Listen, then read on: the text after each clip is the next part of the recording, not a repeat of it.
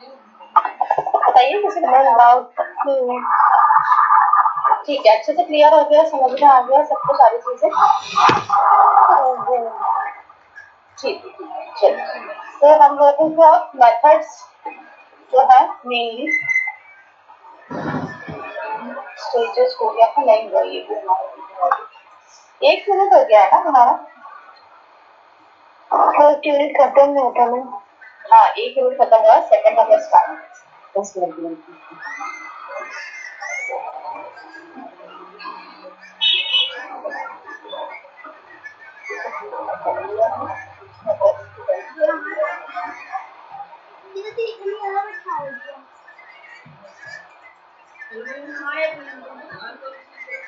नहीं, अभी हमने 1 मिनट के मैट्रिक्स कहाँ करे?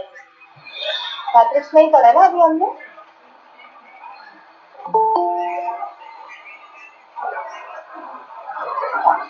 अरे हमने मैट्रिक्स नहीं पढ़ा।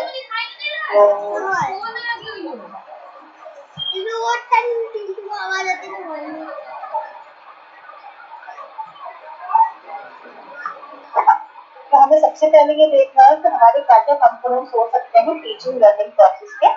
तो सबसे पहला जो कंपोनेंट होता है हमारा, वो है हमारा टीचर। अरे टीचर होना चाहिए अगर आपको टीचिंग प्रोसेस करवाना है उसके लिए, ठीक है, क्योंकि उसके लिए आपको सोर्स ऑफ नॉलेज देना प्लस गाइडेंस मिलना बहुत ज्यादा इम्पोर्टेंट है। और उसके बाद स्टूडेंट होना चाहिए जो कि एक्टिव पार्टिसिपेंट हो, जो दोनों तरफ से बात कर पाए, जो लर्न करने वाला हो जब टीचर आपको पढ़ा रहा है समझा रहा है उस टाइम में, ठीक है। फिर आता है कंटेंट। कंटेंट में जैसे हम योगा करवा रहे हैं तो आसन, प्राणायाम, मेडिटेशन, फिलॉसफी, जैसे मैं अभी आप लोगों को पढ़ा रही हूँ तो हमारा कंटेंट है टीचिंग मेथड्स ऑफ योगा। तो इस तरह के कोई भी कंटेंट मतलब वहां पर होना चाहिए। मेथड्स में हमारे पास सबसे पहला हमारा मेथड आता है वो है demonstration, explanation and practice. 3 methods है। तो उसमें और एनवायरनमेंट में सबसे पहला कंडूसिव यानी बहुत ही अच्छा एनवायरनमेंट, पीसफुल, शांति वाला और सपोर्टिव एनवायरनमेंट होना चाहिए। स्टेजेस ऑफ टीचिंग में प्लानिंग हमें सबसे ज्यादा इम्पोर्टेंट है, जिसमें हमने लेसन प्लान और objective.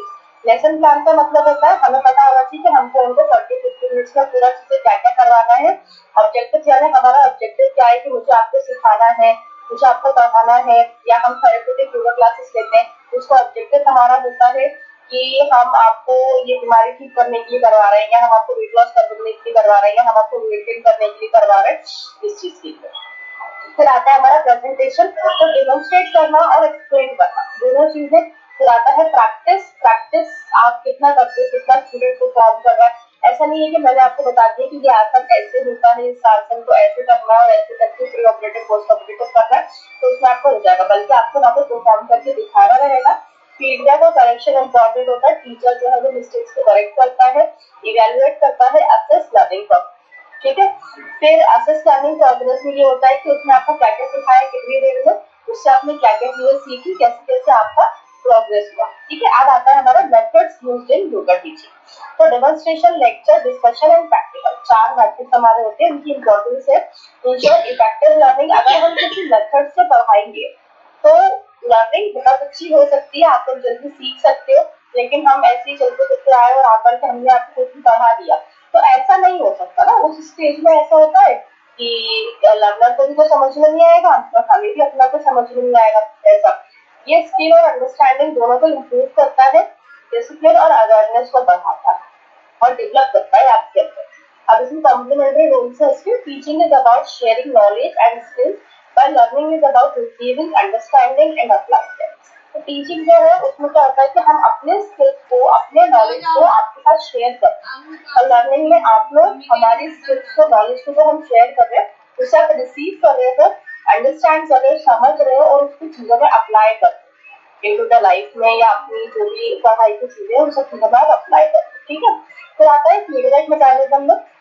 In terms of feedback mechanism, the relationship between teaching and learning is that in the teaching process. ठीक है, मतलब feedback mechanism जो है उसमें क्या होता है, relationship जो होता है teaching और learning के बीच का, तो दोनों ही important है हमारे लिए। क्यों? क्योंकि टीचर आपको कैसा पढ़ा रहा है उसका भी फीडबैक हमारे लिए इम्पोर्टेंट है, लर्नर कैसे समझ रहा है उसका भी फीडबैक हमारे लिए। इसलिए हम लोग टीचर से पूछते हैं कि आपको तो समझ आ रहा है नहीं आ रहा है, आपको क्लियर हो रहा है नहीं हो रहा, आपको कॉन्सेप्ट क्लियर हो रहा है कि नहीं हो रहा, ये सब चीजें हम लोग देखते हैं। तो The response and achievement from learners provide feedback for teachers to adjust their methods. यानी मेरा मेथड जो योगा करवाने का है वो आपको समझ में आ रहा है नहीं आ रहा है, उससे आप लोग प्रैक्टिस कर पा रहे हो कि नहीं कर पा रहे हो, ये मेथड के लिए मुझे फीडबैक मिलना चाहिए। तब मैं फिर अपने मेथड्स में जो भी रिक्वायर्ड चेंजेस है आप लोगों को समझने के लिए वो मैं कर सकती हूँ। ठीक है, feedback to adjust their methods, whereas continuous assessment and learning helps in modifying teaching strategies for further understanding and engagement। यानी उनका ये कहना है कि जैसे जैसे हम लोग इन्वॉल्व होते चले जाते हैं हमारी खुद की स्किल्स भी इम्प्रूव होती है।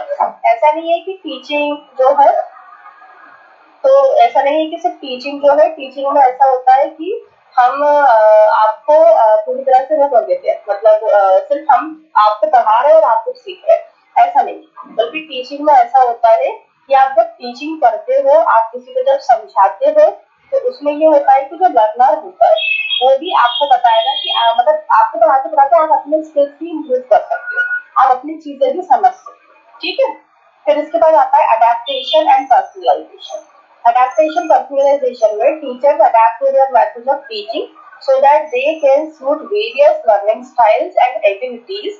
यानी टीचर जो होता है वो ऐसे मेथड्स ऑफ टीचिंग को अडेप्ट करता है जिससे कि आप चीजें सीख पाए और वो आपको ज्यादा अच्छे से चीजें समझा पाए, आपकी लर्निंग आपकी जो लर्निंग करने की जो क्षमता है उसको अच्छा बना पाए, आपकी एबिलिटीज को इम्प्रूव कर पाए, खुद की एबिलिटीज को इम्प्रूव कर पाए। क्योंकि जितना हम लोग जैसे हम लोग पहली क्लास जब भी लेंगे, भले कोई भी बहुत अच्छा टीचर हो, और उसकी पहली क्लास में और उसकी बाद की क्लासेस में लर्निंग आसमान का फर्क होता है, क्योंकि वो स्किल्स भी उसके अंदर धीरे धीरे करके डेवलप होती है, जस्ट लाइक दैट।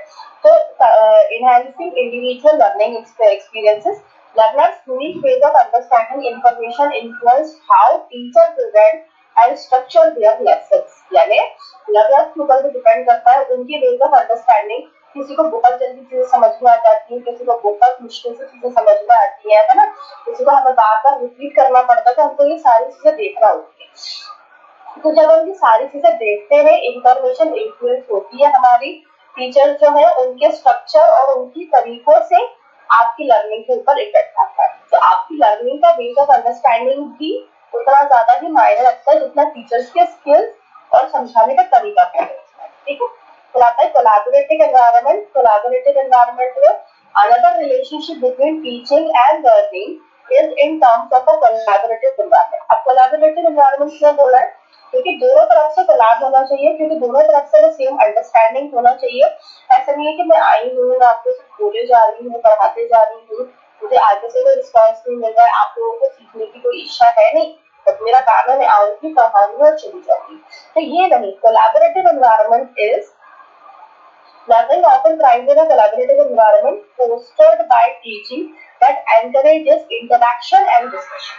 ये दो इम्पोर्टेंट वर्ड है सबसे ज्यादा, कि इंटरेक्शन और डिस्कशन सबसे ज्यादा होना चाहिए। जैसे आप योगा क्लासेस कंडक्ट करते हो, तो ऐसा नहीं कि मैं आपको आई आपको मैंने सिर्फ पोस्टर्स बता दी कि आप ये वाला पोस्टर कर लो, ये कर लो, ये कर लो, इससे सब हो जाएगा, ऐसा नहीं। मेरे को आपको सारी चीजें समझाना रहेंगी, मुझे आपसे इंटरेक्ट करना रहेगा कि अब आपको कैसा लग रहा है, ये चीज आपको क्लियर हुई, आप मुझसे सवाल पूछोगे, मैं आपको आंसर बैक करूंगी, ये सब चीजें। प्लस डिस्कशन होंगे हमारे, जैसे किसी के पॉइंट को पकड़ कर हम लोग डिस्कस करते हैं, हम लोग चीजें समझते हैं कि वो सब। फिर आता है group learning activities reflect the mutual influence of teaching and learning in a shared space. यानी दोनों तरफ की जो ग्रुप एक्टिविटीज में क्या होता है, दोनों तरफ की म्यूचुअल इन्फ्लुएंस होना चाहिए, यानी टीचर को भी उतना ही इन्वॉल्व होना है हर एक बच्चे के साथ। वन ऑन वन थोड़ा सा इजी होता है, लेकिन जो ग्रुप लर्निंग होती है उसमें, जैसे ग्रुप टीचिंग अगर आप कर रहे हो योगा की, उसमें सबके साथ आपको उतना ही नॉर्मली इन्वॉल्व होना होता है, उतना ही सबको समझाना होता है, और उतना ही लर्नर्स को रिस्पॉन्स करना होता है, सारे लर्नर्स को। वन ऑन वन थोड़ा सा इजी भी हो जाता है, बट ग्रुप लर्निंग जो होती है, ग्रुप टीचिंग जो होती है, वो थोड़ी सी टफ हो जाती है। ठीक है, फिर आता है हमारा professional development and life long learning. So in the teaching profession, the growth is influenced by the experience in facilitating learning, lifelong learning for both teachers and students in a testament to the continuous cycle of teaching and learning। यानी professional development और life long learning के लिए teacher का जो profession होता है उसमें क्या होता है, ग्रोथ जो होती है वो एक्सपीरियंसेस के साथ होती है। आपको बताया ना, जैसे हर तरह के जो बच्चे मिलते जाएंगे, कुछ स्टार्टिंग में कुछ बच्चे मिले, उनसे वो क्या है, कुछ इंटरेक्शन ज्यादा करते नहीं है, तो उस टाइम पे टीचर ने सिर्फ अपना जो पढ़ना था उसमें जो समझा पढ़ाया और चला गया। कुछ स्टूडेंट्स ऐसे होते हैं जो कि क्वेश्चंस करते हैं, तो वो क्वेश्चंस कुछ ऐसे, क्योंकि ऑब्वियसली आप डे टू डे अपनी चीजें बढ़ रही है, रिसर्चेस हो रही है, तो टीचर्स की भी ऐसा होता है कि वो बिल्कुल अगर कोई अप टू डेट नहीं है तो वो बच्चे जब पूछेंगे तो फिर टीचर उसके बारे में पढ़ेगा, तो उससे टीचर्स की भी स्किल अच्छी होगी, बच्चे की भी स्किल्स अच्छी होगी। तो हमको प्रोफेशनल डेवलपमेंट के लिए, लाइफ लॉन्ग लर्निंग के लिए भी टीचिंग को इन्फ्लुएंस करना पड़ता है, फैसिलिटेट करना पड़ता है लर्निंग के लिए। आपको खुद भी सीखना पड़ेगा, तभी आप अपने आजकल के बच्चों के साथ टाइम टू टाइम आप बेस कर पाओगे। आप 1995 के टीचर हो और अगर आप 2026 के बच्चों के साथ कोलैब करना चाहोगे तो आप नहीं कर पाओगे, क्योंकि उसमें आपका वो बैठेगा ही नहीं कि उनकी अंडरस्टैंडिंग, आपकी अंडरस्टैंडिंग, उनका टीचिंग टाइम, आपका लर्निंग टाइम, सारी जो बेस ऑफ अंडरस्टैंडिंग है पूरा चेंज हो चुका है 2026 तक आते हैं, तो वो एक पूरा डिफरेंस समझ में आता है। Life long learning for both teachers and students in a test पूरा continuous cycle of teaching and learning, यानी टीचर्स का ऐसा नहीं कि वो सिर्फ टीच कर सकते हैं, हमें भी पढ़ने से, आपको पढ़ाने से पहले 2 घंटा बैठ के खुद पढ़ना पड़ता है, नोट्स प्रिपेयर करना पड़ते हैं, चीजें समझना पड़ती है कि इस क्वेश्चन में बच्चे क्या डाउट पूछ सकते हैं, फिर बच्चे डाउट पूछते हैं, कई बार होता है कि हमें भी नहीं पता होता, तो फिर हम अपने स्किल्स के हिसाब से अपना पढ़ के, अपना सब समझ के फिर आपको एक्सप्लेन करते हैं। तो दिस इज मतलब teaching is a professional development and life learning process. फिर इमोशनल एंड साइकोलॉजिकल एस्पेक्ट को देखेंगे, तो emotional intelligence in teaching helps in understanding and responding to learners needs, यानी इमोशनल इंटेलिजेंस जो होता है टीचिंग में, तो आपकी मदद करता है कि आप मतलब जो लर्नर है उसकी नीड क्या है। जैसे फॉर एग्जाम्पल आप समझिए किसी एक को थोड़ा सा अलग लैंग्वेज में समझ में आता है या थोड़ा सा अलग तरीके से समझ में आता है, तो मुझे वो ग्रुप में सबको अलग अलग तरीके से समझाना आना चाहिए। वो एक टीचर का इमोशनल लेवल होता है, तभी आप बच्चे और टीचर एक दूसरे से कनेक्ट कर पाते हैं। तो अंडरस्टैंड कि अच्छा चलो किसी ने क्लास आपने अटेंड नहीं करी या लेटर किसी वजह से कोई लेफ्ट आउट हो गया, तो मेरा काम है मैं उससे जब जुड़े उसको एक बार फिर से ब्रीफ आउट कर दूं, उसको समझ में नहीं आया तो मैं उसको वापस से समझा दूं, किसी को एक बार समझ में नहीं आया तो मैंने उसको दूसरी तीसरी बार बता दिया, चीजें पोस्टर जैसे मैंने बता दिया उनको, तो ये मेरा पूरा काम है।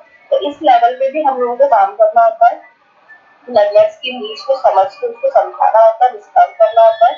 Learning is not just cognitive but also emotional, influence by empathy and support of teachers. और लर्निंग ऐसा नहीं है कि आपने सिर्फ पढ़ लिया, समझ लिया, प्रैक्टिस कर दी और हो गया, बल्कि एक इमोशनल प्रोसेस है जिसमें कि आप पूरी भावनाओं के साथ इन्वॉल्व होते हो। टीचर का सपोर्ट, टीचर का केयर आपके लिए बहुत ज्यादा इम्पोर्टेंट है आपकी चीजों को समझने के लिए।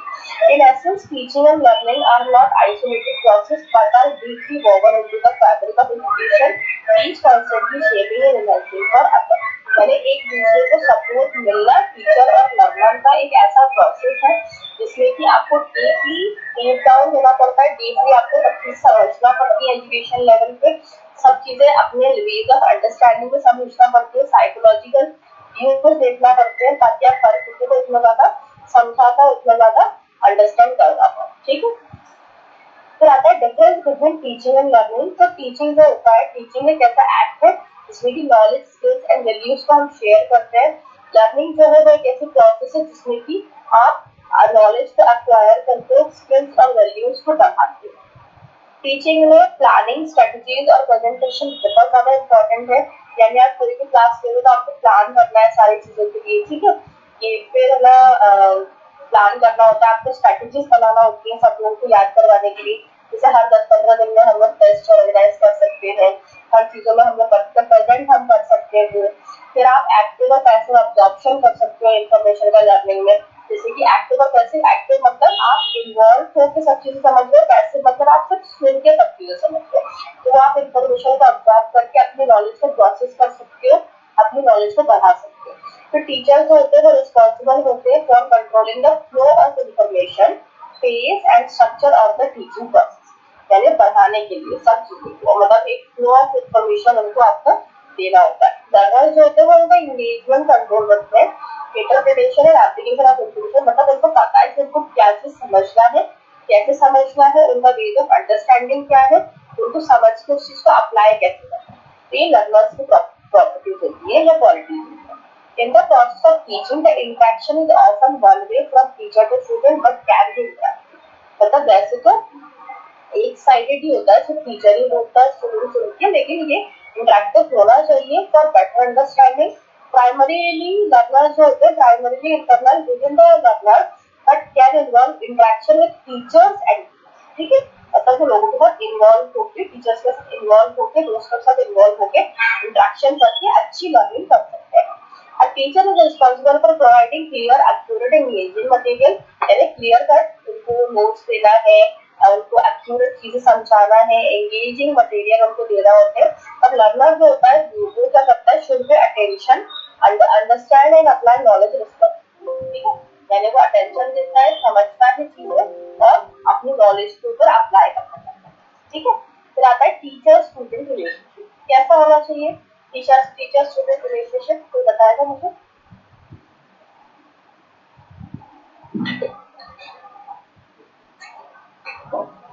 हेलो, कहाँ गए भाई सब?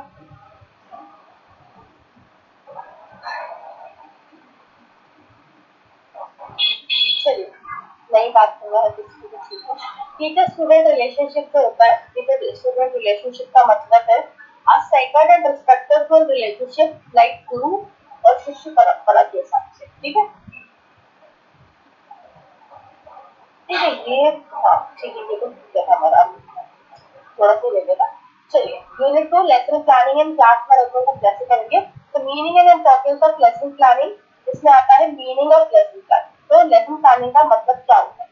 Lesson planning is the systematic organisation of teaching content and methods before conducting a class. यानी लेसन जो होता है वो क्या होता है, एक ऐसा ऑर्गेनाइजेशन होता है जिसमें कि आप सारी चीजों को लाइन अप करते हो, सारी चीजों को आप लिखते हो कि आपको 11 बजे से आपकी क्लास स्टार्ट हुई है तो आपको 11 से 10 बजे में आपको 12 एक्सरसाइजेस करवाना है, फिर अगले 20 मिनट आपको पोस्टर आसनास वगैरह करवाना है, उसके बाद सर आपको स्ट्रेचिंग रिलैक्सेशन करवाना है, फिर आपको प्राणायाम करवाना है अगले 10 मिनट, उसके बाद फिर आपको स्टार्ट मेडिटेशन या योग निद्रा रिलैक्सेशन टेक्निक्स आपको करवाते हैं, उसको चैंटिंग करवाते हैं, उसको एंड करते हैं। तो ये प्लान आपके पास रेडी होना चाहिए, आप ऐसे ही जाके कोई भी चीज करवाओगे तो इसका इफेक्ट नहीं आता, तो इसलिए लेसन प्लान बहुत ज्यादा इम्पोर्टेंट है। Method before conducting a class, ये सब चीजें हमें तैयार करना है। Why is lesson planning important? Every teacher is required to prepare a lesson plan because this is considered as guide for the day's lesson. Her teacher को lesson plan important है तैयार करना बिफोर क्लास, ठीक है। देखिए वो क्या होता है, वो आपको पूरा दिन शेड्यूल कर देता है कि अगर मुझे दिन में 3-4 क्लासेस चल रहा है तो मुझे हर क्लास में क्या क्या चीजें।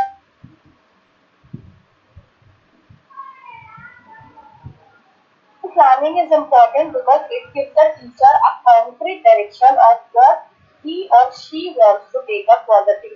यानी वो दिन भर में क्या लेने वाले हैं वो सारी चीजें हम उससे समझ सकते हैं, हम देख सकते हैं और आपको समझा सकते हैं, और हमारे लिए भी इजी हो जाएगा कि हमको कम टाइम में ज्यादा चीजें कवर अप करने को मिल जाए। फिर आता है research has shown that student learning is correlated to teacher, ठीक है, यानी रिसर्च जो है उसने ये भी बताया कि लर्निंग जो है वो टीचर प्लानिंग के साथ कोरिलेट करती है। तो ऐसे करती है कि टीचर की जो प्लानिंग है आपको समझाने की, जो स्किल्स है जिस बेसिस को आपको समझा रहे हैं उसके ऊपर आपकी लर्निंग पूरी डिपेंड है। तो अगर आपको बिना प्लानिंग की कोई चीज कराई जाएगी तो ऑब्वियसली आपकी लर्निंग उसकी ज्यादा अच्छी नहीं हो पाएगी, ठीक है। One major explanation is that when a plan is ready, teachers can focus on its implementation.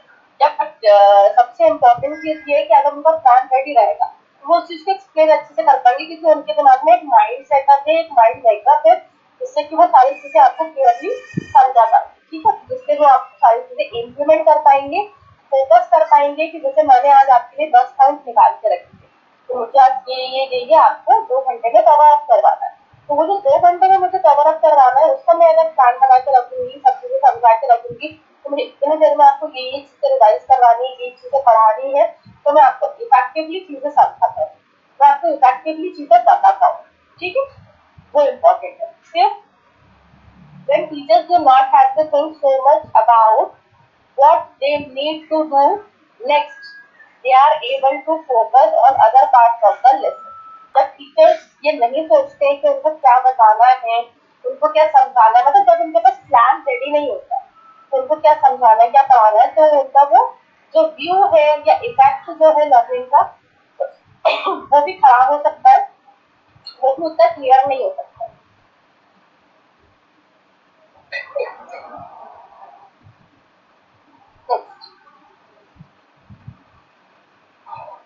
Lesson planning is important because it helps teachers ensure that the day-to-day activities that go in their classroom are providing students with an adequate level of long-term progress towards the goals outlined in their scope and sequence, as well as their individual education plans when necessary. यानी for example मुझे एक महीने में आपको 30 आसन complete करवाना है, प्राणायाम complete करवाना है, मुद्रा और वर्ग कंप्लीट करवाना है एक प्रैक्टिकल में, और मेरे को आपको रिलैक्सेशन टेक्निक्स भी सिखाना है।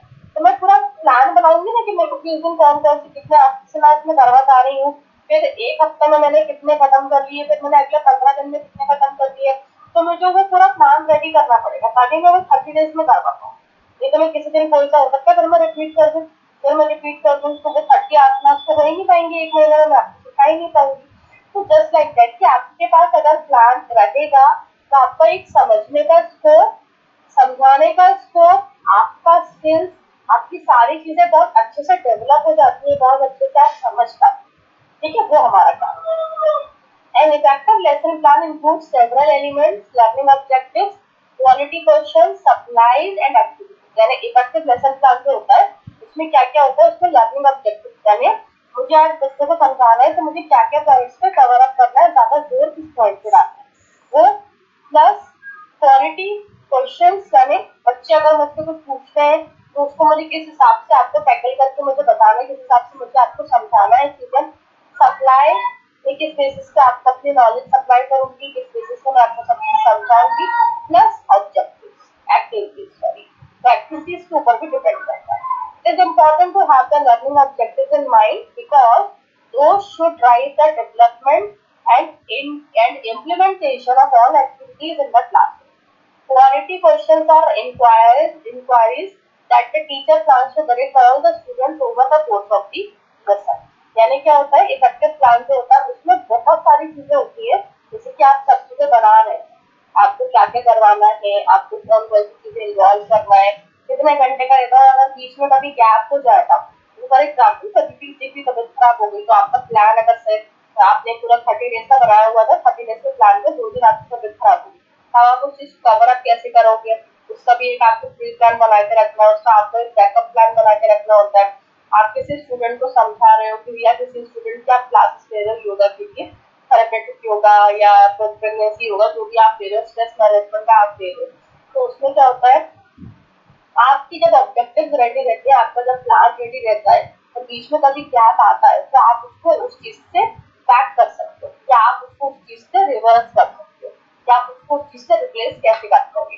बीच में अगर कभी गैप हुआ तो उसको आप उसको कैसे समझाओगे, कैसे आप उसको बताओगे और उसको कवर अप कैसे करोगे उस पर्टिकुलर लाइफ में। एक महीने का प्लान है तो एक महीने के प्लान में आप कैसे चीजें मैनेज करोगे वो आपको आना चाहिए। अगर आप प्लान बनाओगे तो वो आपके लिए थोड़ा सा इजी हो जाएगा करना, स्ट्रेस फ्री हो जाती है, ठीक है, इम्प्लीमेंट करने के लिए।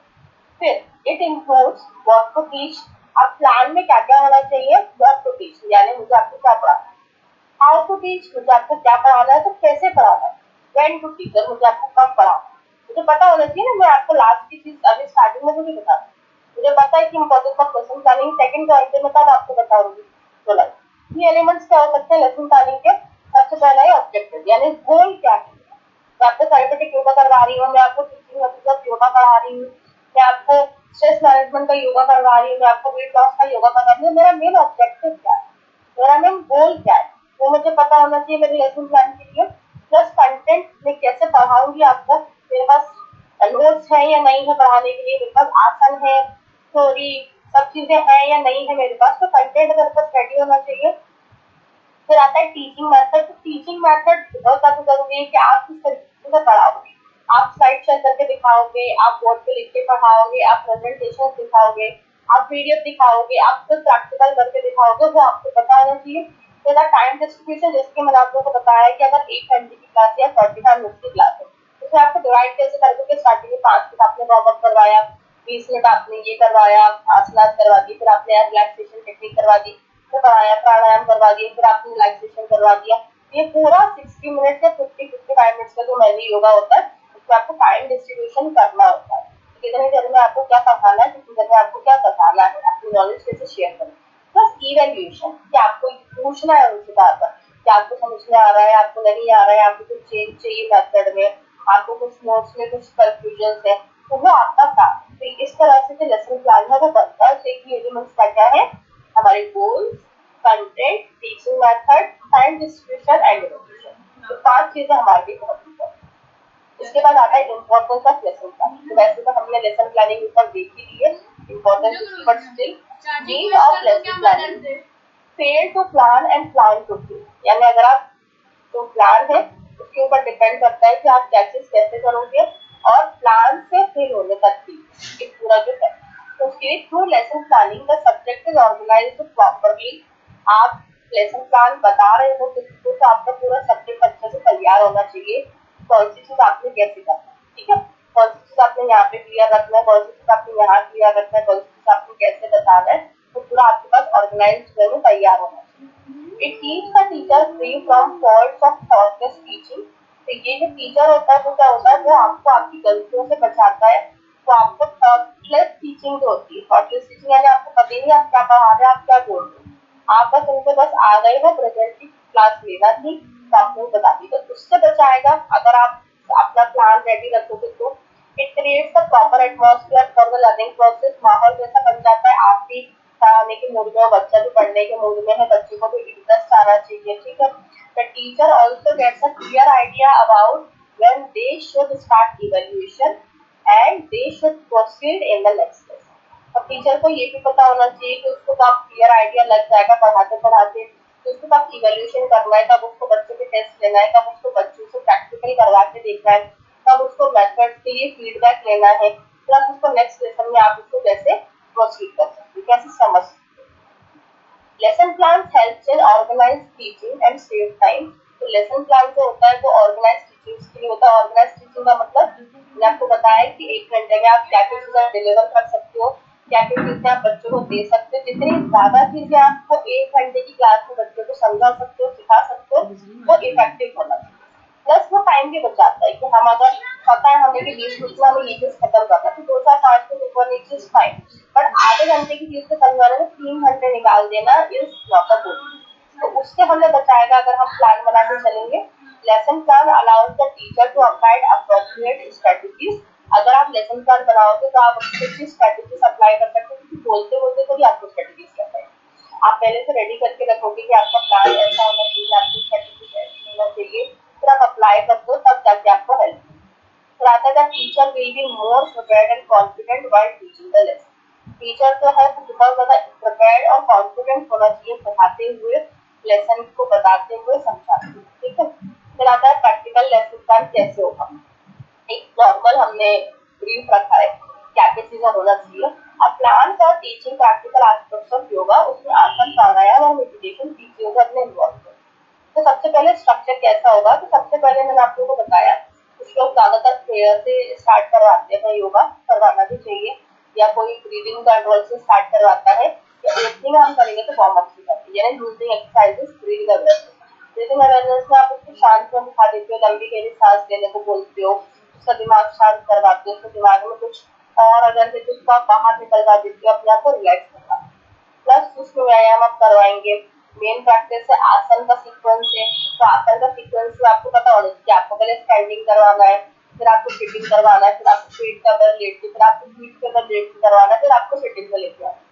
अब आपने पहले लेट के बैठ के करवा दी, फिर बाद में खड़े होकर करवा दिया उनको, फिर आपने बैठ के करवा दी, फिर आपको खड़ा, ऐसा नहीं करना। कि इफेक्टिव टीचिंग नहीं हो सकती है, आप एक सीक्वेंस में लेकर के आओ जिससे कि उसको प्रॉब्लम ना हो, ठीक है। फिर आता है प्राणायाम टेक्निक, हम उसको बताएंगे। फिर कूल डाउन की रिलैक्सेशन, शवासन में उसको लिटा देंगे। लास्ट में रिलैक्सेशन टेक्निक्स आपने करवा दी, उसके बाद फीडबैक और शॉर्ट मेडिटेशन करवाएंगे। तो फीडबैक में आप उनसे पूछेंगे कि कोई भी एक्सरसाइज के टाइम पे कुछ ज्यादा मसल फूड तो नहीं हो गई, कुछ ज्यादा मसल खिंच तो नहीं गई, है ना, कुछ आपको बहुत ज्यादा चैलेंजिंग तो नहीं लगा, कुछ एक्टिविटीज में आपको कोई पेन तो नहीं हुआ, ये सब आपको पूछना है।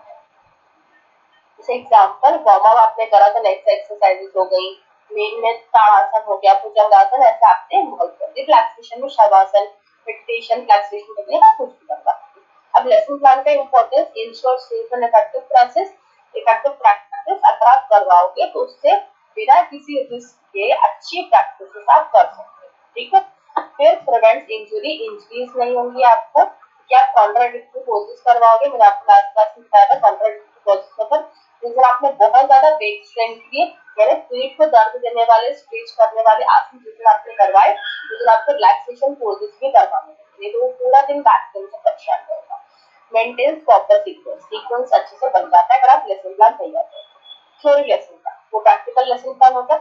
थ्योरी में आप plan for teaching theoretical knowledge कैसे होगा, योगा फिलोसफी आप उसको बता दो, एनाटॉमी और आयुर्वेद बता दो। तो इसमें क्या क्या हो सकता है इंट्रोडक्शन में, जैसे कि टॉपिक इंट्रोडक्शन बता दिया आपने। आज का टॉपिक है टीचिंग मेथड्स ऑफ योगा, तो ये मैं आपको बताऊंगी इस चीज में हम क्या क्या पढ़ने वाले हैं। तो previous knowledge recall, previous knowledge यानी पिछली क्लास में हमने क्या पढ़ा था, अभी एनाटॉमी फिजियोलॉजी में हमने क्या पढ़ा था, हमने हड्डी प्रदीपिका में क्या पढ़ा था, हड्डी योगा टेक्स्ट में क्या पढ़ा था, तो वो हमको थोड़ा बहुत याद रहना चाहिए। प्रेजेंटेशन जिसमें कॉन्सेप्ट्स को एक्सप्लेन करने के लिए, जैसे कि मैं जिस भी तरीके से करूँ, मैं पीडीएफ से, पीपीटी से, प्रेजेंटेशन से, या स्लाइड शेयर करके, या वीडियोस के थ्रू जैसे भी आपको चीजें दिखाऊंगी ना, तो वो उसी हिसाब से होना चाहिए। फिर आता है इंटरेक्शन, इंटरेक्शन एंड टीचर्स और आपके बीच में इंटरेक्शन होना बहुत जरूरी है, तभी आपके कॉन्सेप्ट क्लियर हो पाते हैं। फिर इंटरेक्शन में क्वेश्चंस डिस्कशन जरूरी है। फिर समरी में की पॉइंट रिवीजन, यानी लास्ट में हम लोग समझेंगे कि आज हमने क्या क्या पढ़ा, तो वो हमारे लिए बहुत जरूरी है। इवेल्युएशन जिसमें हम क्वेश्चंस पूछते हैं, या हर हफ्ते में या 15 दिन में एक बार हम टेस्ट करते हैं, जिससे कि समझ में आ जाए कि आप लोग कितना समझ में आ रहे हैं, आप लोग कितना पढ़ पा रहे हैं। ठीक है। फिर मेथड्स कौन कौन से यूज होते हैं उसमें, lecture method, discussion, audio visual, तीन मेथड्स यूज होते हैं। इसकी इंपॉर्टेंस क्या है, ये अंडरस्टैंडिंग को बढ़ाते हैं, थ्योरेटिकल फाउंडेशन बढ़ाते हैं। तो मैं लेक्चर मेथड को थोड़ा सा ब्रीफ आउट कर दूंगा। लेक्चर मेथड मतलब जो मैं अभी आपको दे दूंगी, लेक्चर मेथड में आई, बोली और चली। डिस्कशन मेथड में हम लोग सब इन्वॉल्व होते हैं, और मैं भी बोलूंगी, आप भी बोलोगे, कुछ इनपुट्स आपके होंगे, क्योंकि मैंने आपको बोला था कि ये टॉपिक आप पढ़ के आओ, कुछ इनपुट्स आपकी तरफ से आएंगे, कुछ इनपुट्स मेरी तरफ से आएंगे। ऑडियो विजुअल एड्स में जिसमें कि हम सुन के या हम देख के कोई चीज समझते हैं, ये तीन मेथड्स के ऊपर हम लोग काम करते हैं। क्लास मैनेजमेंट हम कैसे करेंगे, क्लास मैनेजमेंट में the ability of a teacher to recognise and control the class effectively, teacher के अंदर वो एबिलिटी होना चाहिए कि उसको क्लास कैसे ऑर्गेनाइज करना है, कंट्रोल कैसे करना है। ठीक है। की एस्पेक्ट्स की बात करते हैं, तो की एस्पेक्ट्स में क्या क्या होना चाहिए अगर आप क्लास मैनेज कर रहे हैं। सबसे पहले तो अनुशासन, आप लोग सब समय से जुड़े, शोर ना करें, चिल्ला चोट ना करें, ध्यान से पढ़े, अच्छे से समझे चीजें को। टाइम मैनेज करना होना चाहिए आपको, कि आपने 1 घंटे की चीज 1 घंटे में पढ़ाना है, 2 घंटे में नहीं खींचना। स्टूडेंट एंगेजमेंट होना चाहिए, स्टूडेंट बात करें, पूछे सवाल, आपसे बात करें, पूछे, इंटरेक्ट करें बीच में। सेफ एनवायरनमेंट होना चाहिए, आपको से मेल टीचर पढ़ा रहा है या फीमेल टीचर पढ़ा रही है, तो वहाँ पे जो मेल फीमेल वाला जो एनवायरनमेंट होता है वो नहीं क्रिएट होना चाहिए, इसको सेफ एनवायरनमेंट बहुत जरूरी है। प्लस इंस्ट्रक्शंस आपके क्लियर होना चाहिए, जब आप योगा करवा रहे हो या पढ़ा रहे हो कुछ। ठीक है। उसकी इम्पोर्टेंस क्या होती है, it creates a positive learning atmosphere, positive learning atmosphere बनाकर जिससे कि बच्चे आसानी से समझ सकें चीजें। स्टूडेंट पार्टिसिपेशन को इम्प्रूव करता है, जिससे कि बच्चे बहुत अच्छे से समझा पाते हैं, और इंश्योर स्मूथ क्लास। ठीक है। और क्लास फ्लो को बहुत आसान बनता है। ऐसा नहीं कि मैं 10 मिनट में मैं सोचूं मुझे ये भी करवाना, ये भी करवाना, ये करना, मेरा फाइनल वगैरह पढ़ा दूं, ऐसा स्मूथ रिलैक्स प्रोसेस होना चाहिए, तो वो तभी हो पाएगा जब आप क्लास मैनेज करके चलोगे, जब आप लेसन प्लान बनाओगे। अब स्ट्रक्चर की बात करते हैं योगा क्लास की। A well planned yoga class follows a systematic sequence to ensure, मतलब एक ऐसा वेल प्लान होना चाहिए जिसमें कि आपका प्रॉपर सीक्वेंस हो योग क्लास का। तो सेफ्टी, इफेक्टिवनेस और होलिस्टिक डेवलपमेंट, होलिस्टिक मतलब बॉडी और माइंड दोनों चीज में बैलेंस इंपॉर्टेंट है। तो ओपनिंग प्रेयर प्रेयर बहुत जरूरी है, सेंटरिंग, जिसमें कि क्या होता है the beginning phase two prepare the mind and body. अब उसका प्रैक्टिस में क्या होता है, प्रेयर आपने कर ली, मंत्र चैंटिंग आपने कर ली, ओम चैंटिंग शुरू करवाते हैं। फिर हमने साइलेंस करवा दी, 2 मिनट के लिए शांत बैठ जाइए आप। ब्रेथ अवेयरनेस करवा ली, लंबी गहरी सांस लो, अपनी ब्रीदिंग के ऊपर ध्यान लगाओ अपना। जब आप सांस ले रहे हैं तो आपका पेट फूल रहा है, सांस छोड़ रहे तो बेटा ये ब्रीदिंग अवेयरनेस है, तो उनको पता होना चाहिए कि वो कब सांस ले रहे हैं कब नहीं कर रहे हैं। हम काउंटिंग्स के साथ भी उसको मर्ज करवा सकते हैं, अपनी जो ब्रीदिंग है इनहेलेशन एक्सहेलेशन को, क्योंकि उसमें क्या होता है कि जब आप इनहेल करोगे तो इनहेलेशन से एक्सहेलेशन लंबा होना चाहिए, उसके साथ से आप उसको बताओगे। फिर आपका पर्पस क्या है, आपका दिमाग शांत करना, आपको पॉजिटिव एनवायरनमेंट देना, और फोकस और अवेयरनेस। अगर आप योगा क्लास में भी डिस्टर्ब महसूस कर रहे हो, आप टेंशन में हो, आपके दिमाग में 50 चीजें चल रही, तो ना तो आप प्रैक्टिस बहुत अच्छे से कर पाओगे। और योगा का जो एक्चुअल मोटिव है आपको समझाना, आपको सब कुछ सिखाना, आपको काम करना, आपका दिमाग शांत करना, वो आप, ठीक है। इसलिए वो सब चीजें बहुत जरूरी है। फिर हमारा आ जाता है वार्म अप। तो मूविंग एक्सरसाइजेस, सूक्ष्म व्यायाम हम हमेशा करवाते थे स्टार्टिंग में। तो जेंटल एक्सरसाइजेस करवाएंगे ताकि आपकी बॉडी प्रिपेयर हो जाए, क्योंकि अगर हम जैसे सुबह योग करते हैं, तो कभी भी हम योग कर रहे हैं, तो आजकल हमारी लाइफ में फिजिकल एक्टिविटीज रही नहीं है जिससे कि हमको कोई भी चीज हम लोग अच्छे से कर पाए। जैसे हम अगर मूवमेंट नहीं करेंगे, सीधे हमने रिस्ट स्टैंडिंग पोज कर दी, तो इंजरी हो सकती है, क्योंकि वो जॉइंट जो है वो रेडी नहीं है उस चीज की। इसलिए सूक्ष्म व्यायाम करना बहुत ज्यादा इम्पोर्टेंट होता है हमारे लिए। प्रैक्टिस में हम लोग नेक मूवमेंट होते हैं, नेक अप एंड डाउन होता है, रोटेशन होता है, क्लॉकवाइज एंटी क्लॉकवाइज, ऑपोजिट विपरीत दिशा में घुमाते हैं हम। शोल्डर रोटेशन कर सकते हैं, रिस्ट और एंगल के मूवमेंट कर सकते हैं क्योंकि वो इन्वॉल्व होते हैं। प्लस हल्की फुल्की स्ट्रेचिंग कर सकते हैं जिससे कि मसल्स की स्टिफनेस चली जाए, एक लचीलापन उसके अंदर आता है। तो जब हम आगे एक्सरसाइजेस और आसन करेंगे तो हमको कोई इंजरी नहीं, ठीक है। फिर हमारा पर्पस क्या है ये सब करने का, ताकि हम अपना ब्लड सर्कुलेशन इंप्रूव कर पाए, स्टिफनेस खत्म कर पाए और इंजरीज को प्रिवेंट कर पाए। कि अब जॉइंट हमारे रेडी हो गए, अब हम एक्सरसाइज की तरफ जा सकते हैं, ठीक। फिर आता है मेन प्रैक्टिसेस में आसन और प्राणायाम। Fourth part of the class where main yoga teachings techniques are practiced. ये सबसे इम्पोर्टेंट है। तो आसन में जैसे स्टैंडिंग पोस्चर्स करवा दिए, सिटिंग करवा दिए, सुपाइन और फोल्ड की पोस्चर्स करवा दिए, ठीक है। सब चीजें एक ही दिन में कराना जरूरी है। दो पोस्टर स्टैंडिंग करवा दिए, दो पोस्टर सिटिंग करवा दिए, उसके बाद रिलैक्स करवा दिया। या तो एक एक पोस्टर चारों पोजिशन करवा दिए, एक स्टैंडिंग, एक सिटिंग, एक फोल्ड, एक सुपाइन का, फिर आपने उसको रिलैक्स करवा दिया। तो प्राणायाम में नाड़ी शोधन प्राणायाम हम करवा देते हैं, ऑर्डर एंड ऑस्टिक ब्रीदिंग। फिर आप भ्रामरी प्राणायाम करवा सकते हो, डीप ब्रीदिंग करवा सकते हो, डीप डायफ्रामेटिक ब्रीदिंग, इसमें आप लंबी गहरी सांस लेते हैं काउंटेंस के साथ, आपका चेस्ट शोल्डर्स बेली ऊपर आता है तो फिर से रिलैक्स हो जाता है। फिर पर्पस की बात करते हैं तो आप में स्ट्रेंथ और फ्लेक्सिबिलिटी अच्छी हो जाना चाहिए, आपकी ब्रीदिंग कैपेसिटी अच्छी होती है इन सब चीजों से, है ना। आपकी ब्रीदिंग कैपेसिटी बहुत अच्छी हो जाती है और आपकी बॉडी और माइंड में बैलेंस भी बनता है, ठीक है। बॉडी माइंड में आपके बैलेंस भी बनता है। फिर आगे रिलैक्सेशन एंड माइंड मेडिटेशन। तो रिलैक्सेशन मेडिटेशन सबसे ज्यादा इम्पोर्टेंट फेज होता है, इवन आसन से ज्यादा मेरा ऐसा मानना है, क्योंकि पूरा टाइम में आप 24 घंटों में से सोते टाइम पे भी आप आजकल इतना रिलैक्स नहीं हो पाते जितना हम आपको योगा क्लासेस में कर सकते हैं। तो final phase two restorative energy and काम द माइंड। अब आपने इतनी सारी एक्सरसाइजेस कर ली है, पोस्चर्स कर ली है, इसके बाद आपको अपने आप को शांत करना है। तो उसके लिए और अपने दिमाग को शांत करने के लिए अपनी एनर्जी को वापस गेन करना है, क्योंकि एनर्जी लॉस चाहिए एक्सरसाइजेस करने के लिए, तो वो आपको देखना है। तो उसमें क्या होता है, प्रैक्टिस को शवासन आपने करवा दिया। शवासन पता है आपको, मृत अवस्था में लिटा देते हैं सब। योग निद्रा करना है, मेडिटेशन करना है, जिसमें ब्रेथ अवेयरनेस बहुत ज्यादा जरूरी है। उसका क्या पर्पस है, ये एक तो आपका थकान हटा देता है, स्ट्रेस हटा देता है, ठीक है। ये आपके बेनिफिट्स, तो आप जो प्रैक्टिस आपने करी है सबके बेनिफिट्स को इम्प्रूव करता है, प्लस दिमाग शांत करता है, मेंटल पीस आपको देता है। सब सजेस्टेड टाइम डिस्ट्रीब्यूशन जो मैं आपको हमेशा से बता रही हूँ पहली क्लास से दूसरी क्लास की, फिर टाइम डिस्ट्रीब्यूशन को आप कैसे करते हो। तो 45 से 60 मिनट की अगर आप क्लास दे रहे हो तो उसमें स्टार्टिंग की ओपनिंग यानी जो हमने पढ़ा ना अभी, प्रेयर वगैरह, ब्रेथ अवेयरनेस जो भी आपको करना है, जिसमें 5 मिनट में हो गई, 10 मिनट में आपकी वार्म अप एक्सरसाइजेस हो गई, 20 से 25 मिनट या 30 मिनट में आपने सारी प्रैक्टिस कर ली। आसन और प्राणायाम दोनों चीजें मिला के फिर रिलैक्सेशन लास्ट के 10 से 15 मिनट आपने कर ली। वो डिपेंड करता है कि 45 मिनट। हाँ मैम, जैसे कि स्कूल के बच्चों को वो पहले तो प्रेयर करते हैं, फिर फर्स्ट क्लास जब रहता है तो फिर दोबारा उनको प्रेयर करना चाहिए या फिर नहीं चाहिए? जब क्लास खत्म हो रहा है तब।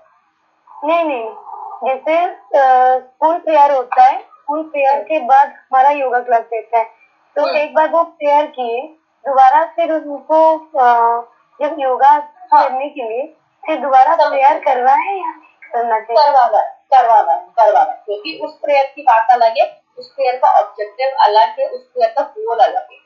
योग में हम ओमकारा चैंटिंग पे, ब्रीदिंग अवेयरनेस से सब चीजों पर फोकस करते हैं। तो आप ज्यादा कुछ नहीं, आपसे ओमकारा चैंटिंग करवा लो और आप उनको ब्रीदिंग अवेयरनेस करवा दो, उसको भी एक्टिवेट। और एक हाँ, जब मतलब लोगों के हिसाब से आप मॉडिफाई कर सकते हो। हाँ, जी जी जब वार्म अप करवाते हैं उसके बाद जो भी आसनास हुआ स्टैंडिंग वाला फिर सिटिंग, फिर जब प्राणायाम करने के समय आता है बच्चों का मतलब दिमाग थोड़ा इधर उधर होता है, मतलब आसनास तो उनको मजा मतलब बहुत फन वे में कर लेते हैं, बट प्राणायाम करने के समय उनका जो वो ध्यान मतलब बैठ नहीं सकते, इधर उधर होते, तो उनको कैसे मतलब शांत से बैठाना है और फिर उनको बताते भी हैं कि नहीं ये करने से ये बेनिफिट होता है। फिर कुछ कुछ बच्चे समझ जाते और कुछ बच्चे समझ नहीं पाते, तो उनको कैसे मतलब शांत बैठाना चाहिए। तो उनको देखो स्किल्स का, तो पहले चीज तो आपने जो बेनिफिट्स बताया वो आप पूरी तरह से समझा दो, फिर आपका स्किल ही है कि आप उनको उनके लिए इंजॉयबल कैसे बना सकते हो। जैसे गेम पर्पज से बना दो कि जो इस वाले नोट से इतनी बार सांस लेगा तो ऐसा कर लेगा। अब आप बच्चों से ये बोलोगे कि आप मुद्रा बनाइए, मुद्रा बना के आप राइट से क्लोज करो, लेफ्ट से क्लोज करो, फिर क्लोज करके राइट से करो, तो हर बच्चे को बोर लगेगा। तो आप बच्चे को ये बता दो कि कौन इस साइड से कितनी बार सांस लेगा तो उसको ज्यादा तो चॉकलेट खिलाऊंगी या उसको इधर से लेगा, तो ऐसे तो आप उसको इंजॉयबल बना दो। तो बच्चों को अगर आपको योगा करवाना है तो बच्चों का मन होता है चलचल, उनको आप सीधे बैठ के योगा प्राणायाम नहीं करवा सकते। तो आसन तो जो कर लेंगे देखो, जो आपने बताया आसन वो कर लेंगे, उनको मजा आता है एडिटेड होने में, लेकिन प्राणायाम करने के लिए आपको उनको थोड़ा सा गेम्स पर्पज से करवाना पड़ेगा, तब वो बैठ के कर पाएंगे। बेनिफिट्स बताने से नहीं करेंगे, क्योंकि बच्चों को इतना बेनिफिट आप उनको ये बोलोगे आपका दिमाग शांत होगा, आपकी नाड़ी बैलेंस हो जाएंगी, आपको मेडिकल प्रॉब्लम होंगे, बच्चों को नहीं समझना है। तो आप उनको गेम पर्पज से समझा, तो गेम पर्पज से करवाओगे तो वो करेंगे। ठीक है। I want to add here, मैं जब बच्चों को कराती हूँ 6-7 साल के, जैसे उन्होंने सवाल पूछा तो कि बच्चों को कैसे मतलब बिठाया जाए लगने, तो मैं क्या करती हूँ उनको जो काउंट करने के टाइम को जब वो ब्रीथिंग करते हैं इनहेल और एक्सेल की और होल्ड की, तो मैं उनको काउंट देती हूँ इतना काउंट करके लेना, तो तब क्या करते हैं फिर वो लोग बदमाशी नहीं कर पाते, उनको अपनी गिनती पे फोकस करना पड़ता है। तो ये उनके लिए फन भी होता है, वो एक दूसरे से कंपेयर भी करते हैं कि देख मैंने इतना देर किया तूने छोड़ दिया, तो उस टाइप का एक अटेंशन वो क्रिएट हो जाता है काउंटिंग ऐड करने की वजह से। तो मैं ये टेक्निक फॉलो करती थी। यस, वही मैंने बोला आपसे कि हम उनको काउंटिंग दे सकते हैं। आपकी बात से भी मैम जैसे बताए कि काउंटिंग, वो काउंटिंग फंडा भी मैं अप्लाई कर चुकी हूँ। ये गवर्नमेंट स्कूल के बच्चे हैं ना, तो बहुत शैतान होते हैं, तो उनको मतलब कुछ भी समझाओ, जैसे आप बोले गेमिंग वे में, हाँ वो मैं ट्राई कर सकती हूँ गेमिंग वे में। गेमिंग में आप भी कर सकते हो, गेम पर्पज से वो कर लेंगे। ठीक है। फिर फॉर्मेशन ऑफ क्लास क्या हो सकता है, तो ग्रुप अरेंजमेंट, यानी आप उसको अरेंज कर लो, कौन कहाँ खड़ा होगा, सबसे छोटा इंसान सबसे पीछे खड़ा हो गया, बड़ा इंसान आगे, आप अलाइनमेंट नहीं देख पाओगे कौन कर रहा है कौन नहीं कर रहा। डिसिप्लिन यानी एक्सरसाइज करते हुए कोई मस्ती ना करे, कोई बात ना करे, एंजॉय करते करते, क्योंकि उसको हमको इंजरीज हो सकती है, physical injuries, plus safety purpose के हिसाब से आपको करना है। ठीक है, सेफ्टी में रखना है। फिर फॉर्मेशन ऑफ क्लास है, group arrangement, discipline, safety, yoga teaching, ये हो गया। अब इसका इंट्रोडक्शन हम समझते हैं। तो class formation refers to organization and management of students in yoga session to ensure smooth teaching, यानी आपका टीचिंग मेथड बहुत अच्छा होना चाहिए, सेफ्टी के हिसाब से होना चाहिए, प्लस आपकी लर्निंग बहुत इफेक्टिव। ये फॉर्मेशन होता है पूरा योगा का। ग्रुप अरेंजमेंट्स आप कैसे करेंगे, उसमें अरेंजमेंट ऑफ स्टूडेंट्स बिना proper layout of formation during class, सबको लाइन से खड़ा करके जिससे कि आप सबको एक साथ देख पाए, कोई भी कोई क्वेश्चन गलत कर रहा है सही कर रहा है, करेक्शन के लिए। टाइप्स ऑफ अरेंजमेंट्स क्या हो सकते हैं, रोज फॉर्मेशन, रोज में खड़ा कर दीजिए, students arrange in straight line, एक एक लाइन में सब लोग स्ट्रेट खड़े, तो एक इधर होके नहीं स्ट्रेट लाइन में खड़े हो। टीचर स्टैंड्स इन फ्रंट, तो टीचर सामने खड़ा, ये अरेंजमेंट है। बेस्ट फॉर डेमोन्स्ट्रेशन, डेमोन्स्ट्रेशन आप अच्छे से कर पाओगे, लार्ज ग्रुप्स को एक साथ आप हैंडल कर पाओगे। सर्कल, सेमी सर्कल फॉर्म में भी आप कर सकते हो, उससे भी स्टूडेंट्स जो है वो कभी कुछ खड़े होंगे, स्टैंड होंगे सर्कल में, उससे भी आप उनको इजीली कर पाओगे। तो लेकिन ये छोटे ग्रुप्स में हेल्पफुल होता है, जैसे अगर आप 10-15 लोगों के ग्रुप में करवा रहे हो तो सर्कल आप करवा सकते हो, लेकिन आप 50 लोगों या 20-25 लोगों करवा रहे हो तो उसमें आप सर्कल नहीं बना सकते। ठीक है, उसमें थोड़ा सा दिक्कत हो जाती है। तो आपको तो लाइनिंग रोज वाला सबसे बेस्ट और इफेक्टिव मेथड है। फिर आता है इंटरेक्शन और मेडिटेशन सेशन के लिए बहुत इंपॉर्टेंट है। यू शेप फॉर्मेशन भी आप करवा सकते हो। U shape open space centre, यानी आप पूरे लाइन करके यू शेप में खड़ा कर दो, तो उससे भी डेमोन्स्ट्रेशन और विजिबिलिटी भी बहुत अच्छा, आप एक एक को देख पाओगे, डेमोन्स्ट्रेट अच्छे से कर पाओगे, बच्चे भी आपको अच्छे से देख पाएंगे। Plus free spacing, students maintain equal distance, हर किसी के बीच में इक्वल डिस्टेंस होना चाहिए, फ्री स्पेस होना चाहिए, जिससे कि वो आसन प्रैक्टिस के लिए बहुत अच्छा रहेगा। कि किसी का पैर अगर आगे जा रहा है, पीछे जा रहा है, या हाथ उठा रहा है तो टकराए नहीं उनके हाथ, ये प्रॉपर स्पेसिंग बहुत ज्यादा जरूरी है। फिर आता है इसकी की पॉइंट्स क्या है, ensure proper spacing between students, students के बीच में प्रॉपर स्पेस रखना, teacher should be visible to all, teacher सब बच्चों को इक्वल दिखता है, तो टीचर जो प्रैक्टिस कर रहा है वो उनको बता पाएगा। Adjust according to class size and types of, जो मैंने आप लोगों को बताया क्लास साइज टाइप, मतलब जितने लोग हैं उसमें आप सर्कल के हिसाब से आप मैनेज कर सकते हो, लोगों के हिसाब से आप एडजस्ट कर सकते हो, आपका फॉर्मेशन है। फिर आता है डिसिप्लिन, तो maintaining order, respect and proper behaviour in class. ठीक है, कोई लड़की है, योगा कर रहे हैं, करते करते कपड़े ऊपर नीचे हो जाते हैं, वैसे तो आपको उस तरह के कपड़े पहनने को अलाउ ही नहीं करना है, बट अगर ऐसा होता है तो आपको तो डिसिप्लिन और सेफ्टी मेंटेन करना है, एक प्रॉपर बिहेवियर और रिस्पेक्ट मेंटेन करना होता है आपके लिए, बच्चों के लिए, सब। आपको भी नहीं हंसना है, कोई गिर गया है करते करते, कोई इम्बैलेंस हो गया है, तो वो प्रॉपर चीजें आपको मेंटेन करना है उस क्लास में, वो एक्चुअल डिसिप्लिन है। और ये सिर्फ बच्चों के लिए नहीं है, ये टीचर्स के लिए डिसिप्लिन मेंटेन। फिर आता है वेज टू मेंटेन डिसिप्लिन, कैसे करोगे आप, स्टार्ट क्लास को टाइम पर स्टार्ट करो, टाइम पर एंड करो, क्लियर इंस्ट्रक्शंस होना चाहिए, साइलेंस होना चाहिए जब भी प्रैक्टिस हो रही है उस टाइम पर, शांति, रिस्पेक्ट होना चाहिए स्टूडेंट्स के लिए, और बेसिक रूल्स को सेट करना कि आपको कैसे करना है, कैसे नहीं करना। उसकी इंपॉर्टेंस क्या है डिसिप्लिन की, अगर आप करोगे तो फोकस एनवायरनमेंट रहेगा, सबका ध्यान क्लास में रहेगा। फिर आएगा अपनी लर्निंग को इम्प्रूव करेगा और डिस्ट्रैक्शंस को कम करेगा। डिस्ट्रैक्शंस नहीं होगी क्योंकि हम सबके साथ क्या है, वो अभी क्लियरली बैठे हैं। ठीक है, 10 मिनट का ब्रेक ले लें, 59 हो गया, सेफ्टी क्रम पर, तो 11 बजा, 11:10 पर हम लोग रीच ऑन। ठीक है, मतलब रीच ऑन नहीं, अभी सब सिर्फ अपने ऑफ कर लो, ऐसा नहीं कि ड्रॉप कर दो आप मीटिंग, 11:10 पे एग्जैक्टली स्टार्ट कर लो। ठीक है, थैंक यू। ठीक है, थैंक यू।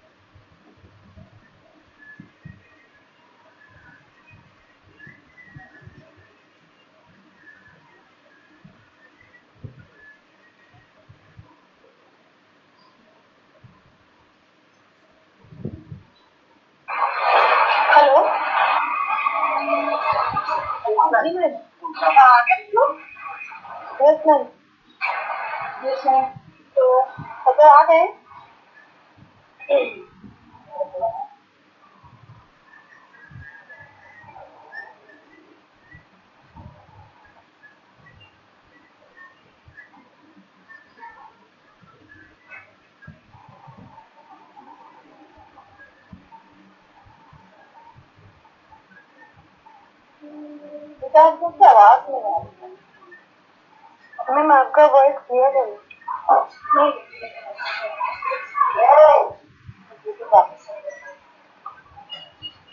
ये मैं रीजन करती हूँ।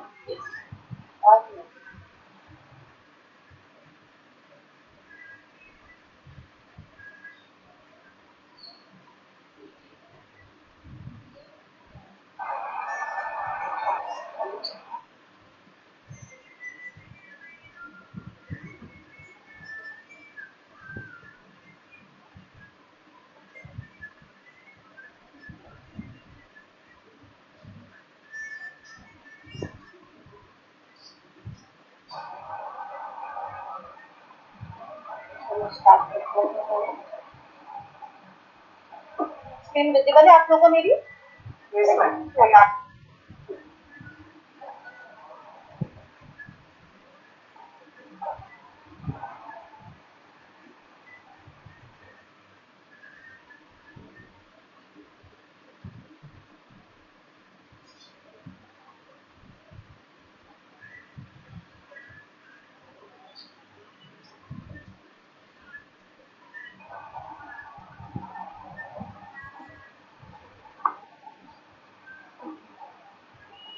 सेफ्टी पर्पस हम लोग देख रहे थे।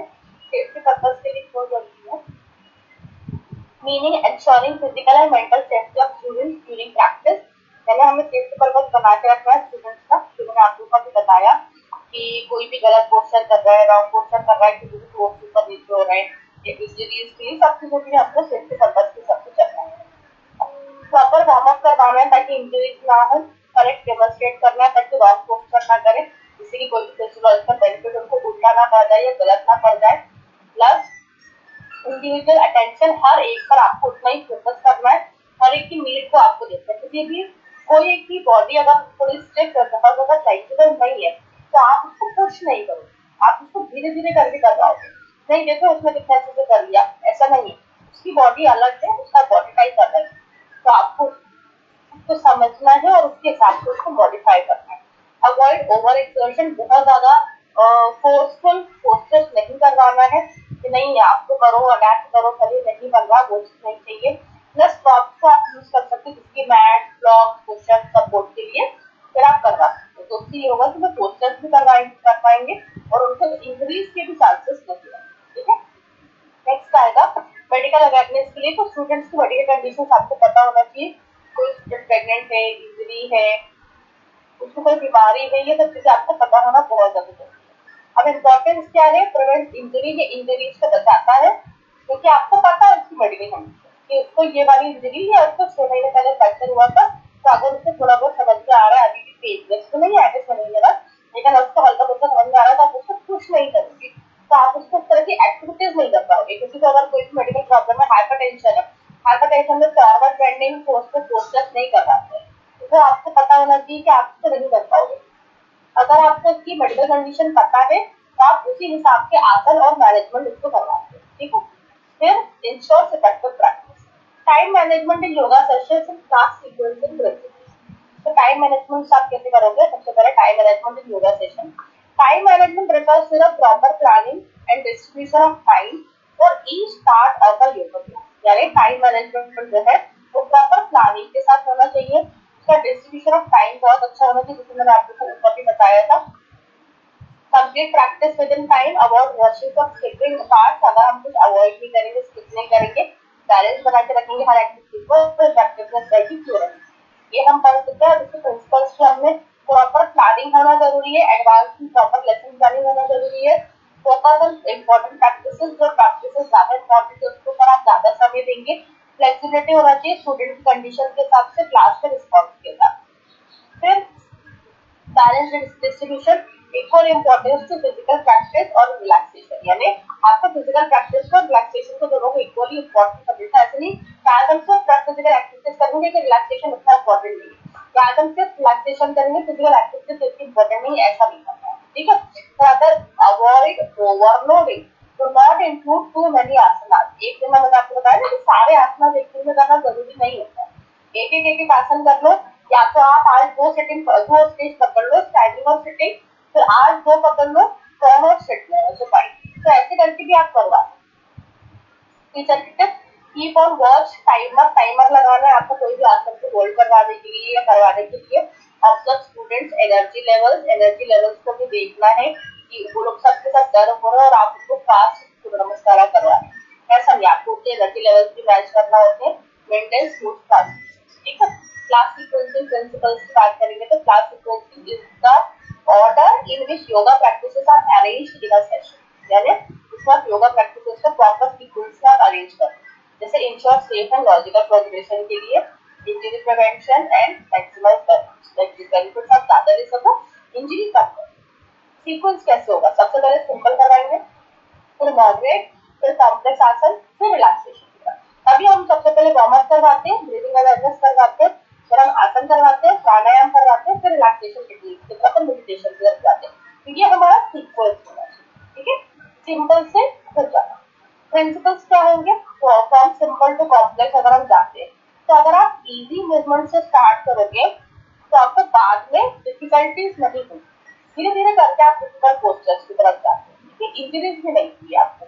फिर टू सटल यानी बिगिन विद फिजिकल प्रैक्टिसेस, सबसे पहले आपको फिजिकल प्रैक्टिसेस करना है, ग्रॉस यानी फिजिकल लेवल का हो गया। फिर आपको प्राणायाम और मेडिटेशन करना, जो कि मेंटल और इनर लेवल की बात आती है। फिर आता है आपका वार्म अप, सबसे पहले always start with using exercise सूक्ष्म व्यायाम। फिर आपको काउंटर पोजेस करना है, जैसे आपको बताया ना, follow one posture which opposite. For example जैसे बैकबेंड करा तो फॉरवर्ड बेंडिंग जरूर करना है। बैलेंसिंग पोस्चर्स करवाने के लिए आप फॉरवर्ड बेंडिंग और बैकवर्ड बेंडिंग, ट्विस्ट और इन्वर्जन्स अगर आपकी अच्छी होती तो आप करवा सकते हो। हर किसी की नीड के हिसाब से, एज के हिसाब से और उसके हेल्थ कंडीशन के हिसाब से आप सीक्वेंस रखोगे उसके योगा का। आप 80 साल के या 65 साल के इंसान से उम्मीद नहीं कर सकते कि वो 25 साल वाले का योगा प्लान आपका अपना दे, उसका एक अलग कस्टमाइज्ड प्लान आपको रखना रहेगा। फिर इसमें रिलैक्सेशन में एट द एंड हमें शवासन मेडिटेशन करवाना ही करवाना है, ठीक है। तो एग्जांपल सीक्वेंस की बात करते हैं। सबसे पहले सेंटरिंग करवा दी, सेंटरिंग हो गई, प्राणायाम वगैरह, वार्म-अप करवा दी, सूक्ष्म व्यायाम, स्टैंडिंग, सिटिंग, सुपाइन पोज, प्राणायाम, रिलैक्सेशन, हमने ऊपर दी। यहाँ तक क्लियर है सबको, सेकंड यूनिट इज एंड, ठीक है। यूनिट 3 है methods and techniques of teaching. तो मेथड्स और टेक्निक्स हम देखेंगे टीचिंग के लिए। Traditional versus modern teaching methods हम लोग देखेंगे।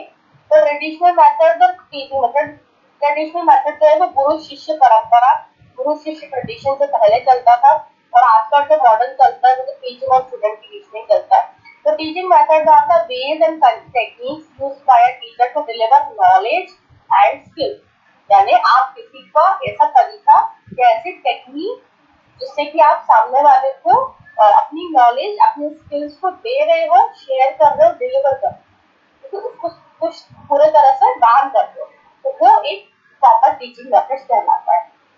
इन yoga both traditional method modern methods की अपनी अपनी इंपॉर्टेंस है। जो ट्रेडिशनल मेथड है वो एंशिएंट सिस्टम का है, प्राचीन का, और ट्रेडिशनल मॉडर्न मेथड जो है वो करंट एजुकेशन सिस्टम है, आर यूज्ड फॉर इफेक्टिवली। तो इसमें है ट्रेडिशनल टीचिंग मेथड करना। तो ट्रेडिशनल में होता है ancient method of teaching based on गुरु शिष्य ट्रेडिशन, गुरु शिष्य परंपरा। Traditional yoga teacher training is rooted in the ancient principles and philosophies of yoga. तो एक्चुअल में एंशिएंट प्रिंसिपल्स थे उन्हीं को फॉलो करके, और फिलॉसफीज जो थी योगा की जो हमने पढ़ी है पूरी फिलॉसफी, उन सब चीजों के ऊपर बेस्ड होता था ये सब, ठीक है। Originating in south Asia and India, कहाँ से ओरिजिनेट होता है ट्रेडिशनल टीचिंग सिस्टम या गुरु शिष्य ट्रेडिशन, कहाँ से, साउथ एशिया और इंडिया से ओरिजिनेट हुआ है। It emphasises a holistic approach to wellbeing encompassing physical, mental, emotional, spiritual development, यानी ये होलिस्टिक अप्रोच के लिए होता है जो हमारे हर लेवल पे काम करता है।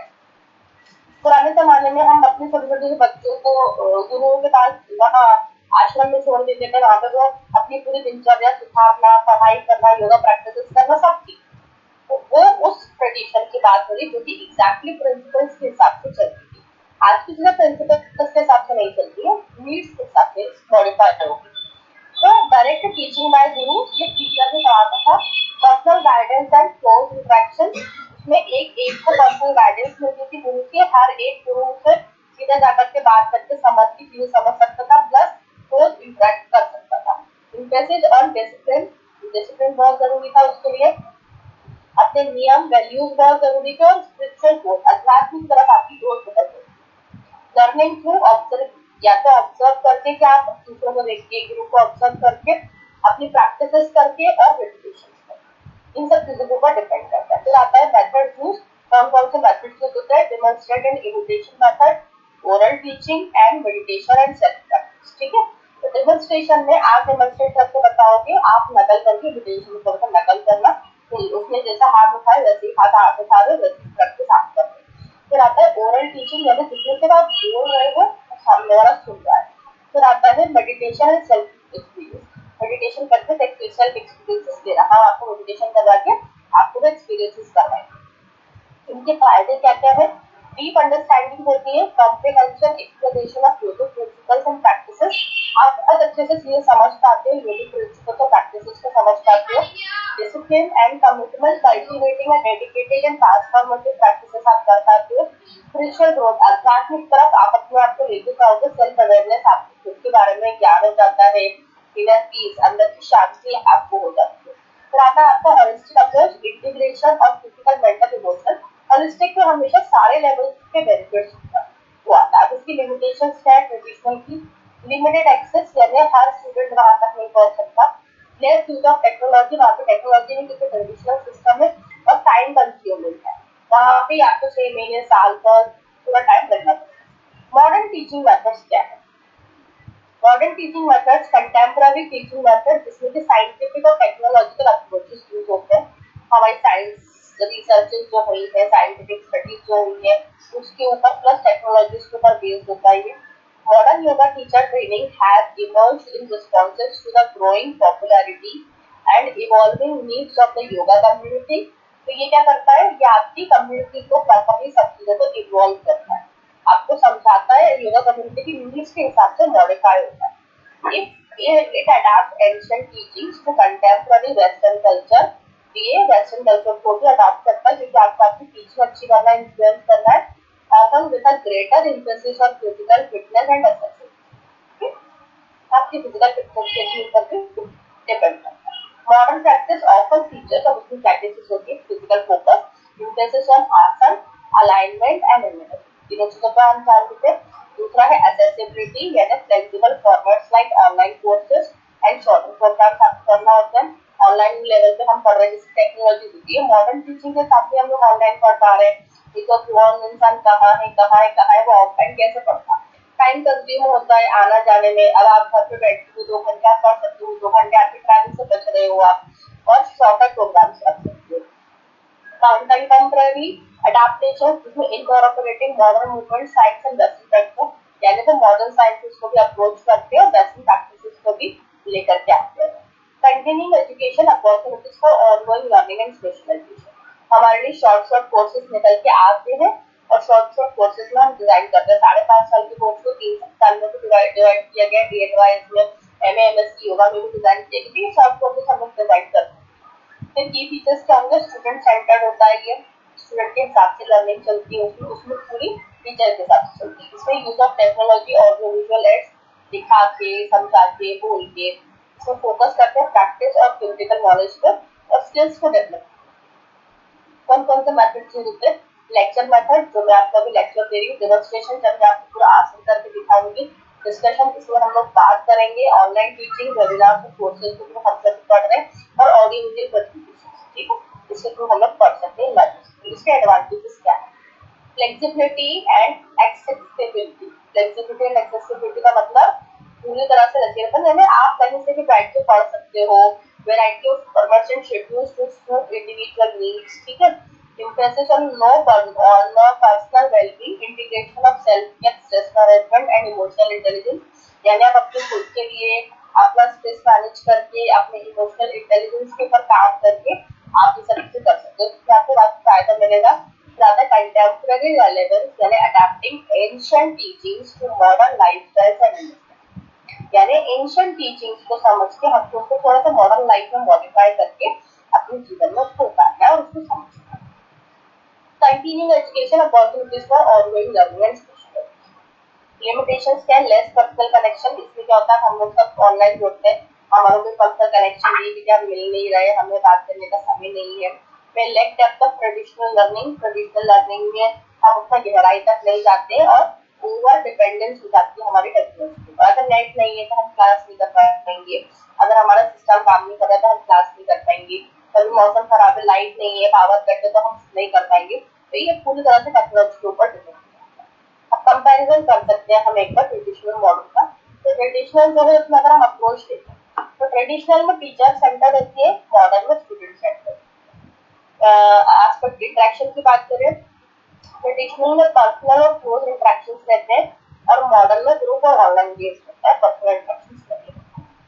तो टूल्स की बात करें तो ओरल और प्रैक्टिस यानी बोल के और प्रैक्टिकल करके हम ट्रेडिशनल बताते हैं और मॉडर्न जो है उसमें टेक्नोलॉजी बेस्ड होता है। ठीक है, तो फोकस करता है स्पिरिचुअल और होलिस्टिक पे, फिर प्रैक्टिकल और साइंटिफिक पे।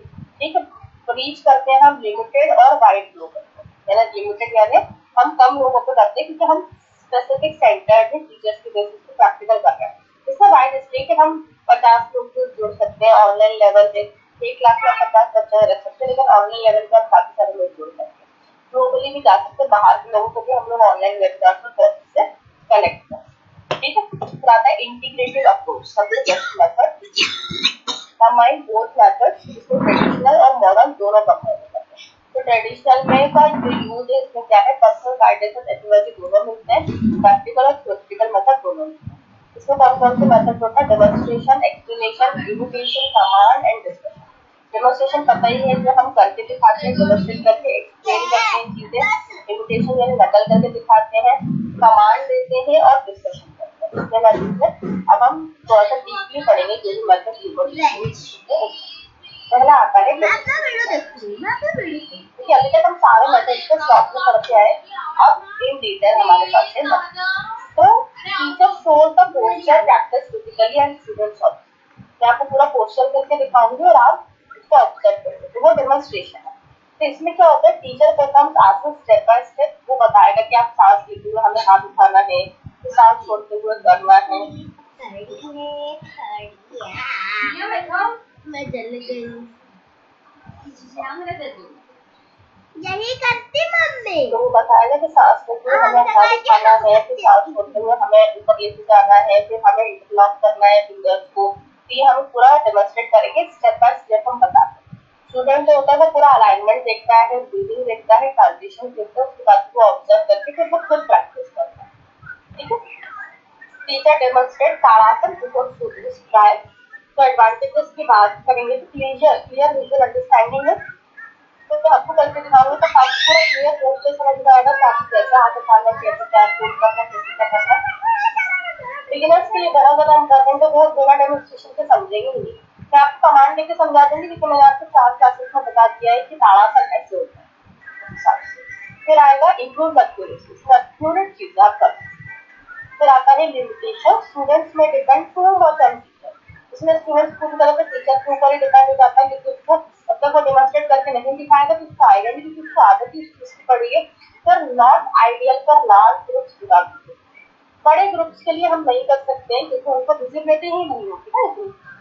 अब एक टीचर है वो किस किस को दिखाएगा, तो इसीलिए बड़े ग्रुप्स के लिए it is not good for उसकी लिमिटेशन। दूसरा आता है एक्सप्लेनेशन मेथड। एक्सप्लेनेशन मेथड में क्या होता है, टीचर को वो बोल के टेक्निक को एक्सप्लेन करता है और उसके बेनिफिट्स और प्रिकॉशंस जो हम लोग नॉर्मली करते हैं, वो how it is used step by step instruction देता है। जैसे आप सांस लेते हुए हाथ ऊपर उठाइए, फिर सांस लेते हुए आप होल्ड कीजिए, आप करके नहीं दिखा रहे, आप सिर्फ संभाल लीजिए, तो वो एक्सप्लेनेशन मेथड। अब वो उसमें स्टेप बाय स्टेप इंस्ट्रक्शन देगा, सिंपल और क्लियर लैंग्वेज को अडैप्ट करना रहेगा तो स्टूडेंट को समझ में आती है। और ब्रीदिंग उसको प्रॉपर्ली बताना है कि हाथ लेते हुए ब्रीदिंग ऊपर नीचे करेंगे, फिर सांस छोड़ते हुए हम पलटेंगे, फिर सांस लेते हुए हाथ ऊपर जाएंगे, ऐसे करके ताड़ासन हो जाएगा। तो ये हमको पूरा इससे एक्सप्लेन करना होता है। Explaining how to enter and hold Bhujangasana. अब उसको ये बता रहे एग्जाम्पल लिए कि आप भुजंगासन को कैसे एंटर करोगे और उसको होल्ड करोगे। फिर एडवांटेजेस की बात करते हैं। एक डेवलप्स कंसेप्चुअल अंडरस्टैंडिंग। ठीक है, तो वो क्या करता है, वो डेवलप करता है एक प्रॉपर अंडरस्टैंडिंग को। It requires good communication skills. ठीक है, गुड कम्युनिकेशन स्किल्स आती है उसके अंदर, वो बोलना समझा रहा है और डेमोन्स्ट्रेशन के बिना ही वो कंफ्यूज भी नहीं होता तो अगर आप उसको ज्यादा अच्छे से समझाओ। ठीक है, लेकिन कई बार हो भी सकता है। ठीक है, इमिटेशन मेथड में आता है। Students copy the teachers action silently, साथ साथ करता है, टीचर ने साथ में बोला हाथ उठा दो, सब स्टूडेंट्स ने भी हाथ उठाया। तो इमिटेशन के हिसाब से यानी जो टीचर कर रहे हैं साथ साथ स्टेप बाय स्टेप आप प्रैक्टिस कर रहे हैं। तो टीचर जो है वो रियल टाइम में स्टूडेंट उसी टाइम पे परफॉर्म करता है, ग्रुप क्लासेस को परफॉर्मेंस के लिए। दिस इज एग्जांपल है सूर्य नमस्कार, हमें एक एक स्टेप साथ में करना है क्योंकि हमें एक एक पे ध्यान नहीं रहता है। इसके एडवांटेजेस है, ये इजी और इंगेजिंग होता है, मजा आता है साथ में करने में, गुड फॉर फ्लो प्रैक्टिस और अच्छी फ्लो प्रैक्टिस के लिए बहुत अच्छा है। इसके एडवांटेजेस के बाद इसकी लिमिटेशन है।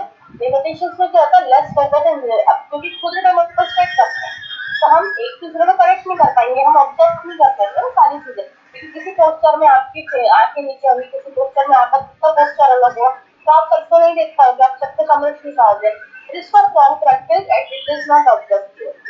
हम उसको ऑब्जर्व नहीं कर रहे हैं अच्छे से तो रिस्क हो सकता है, केयरफुल प्रैक्टिस नहीं हो रही, उसको रॉन्ग प्रैक्टिस कर सकते हैं।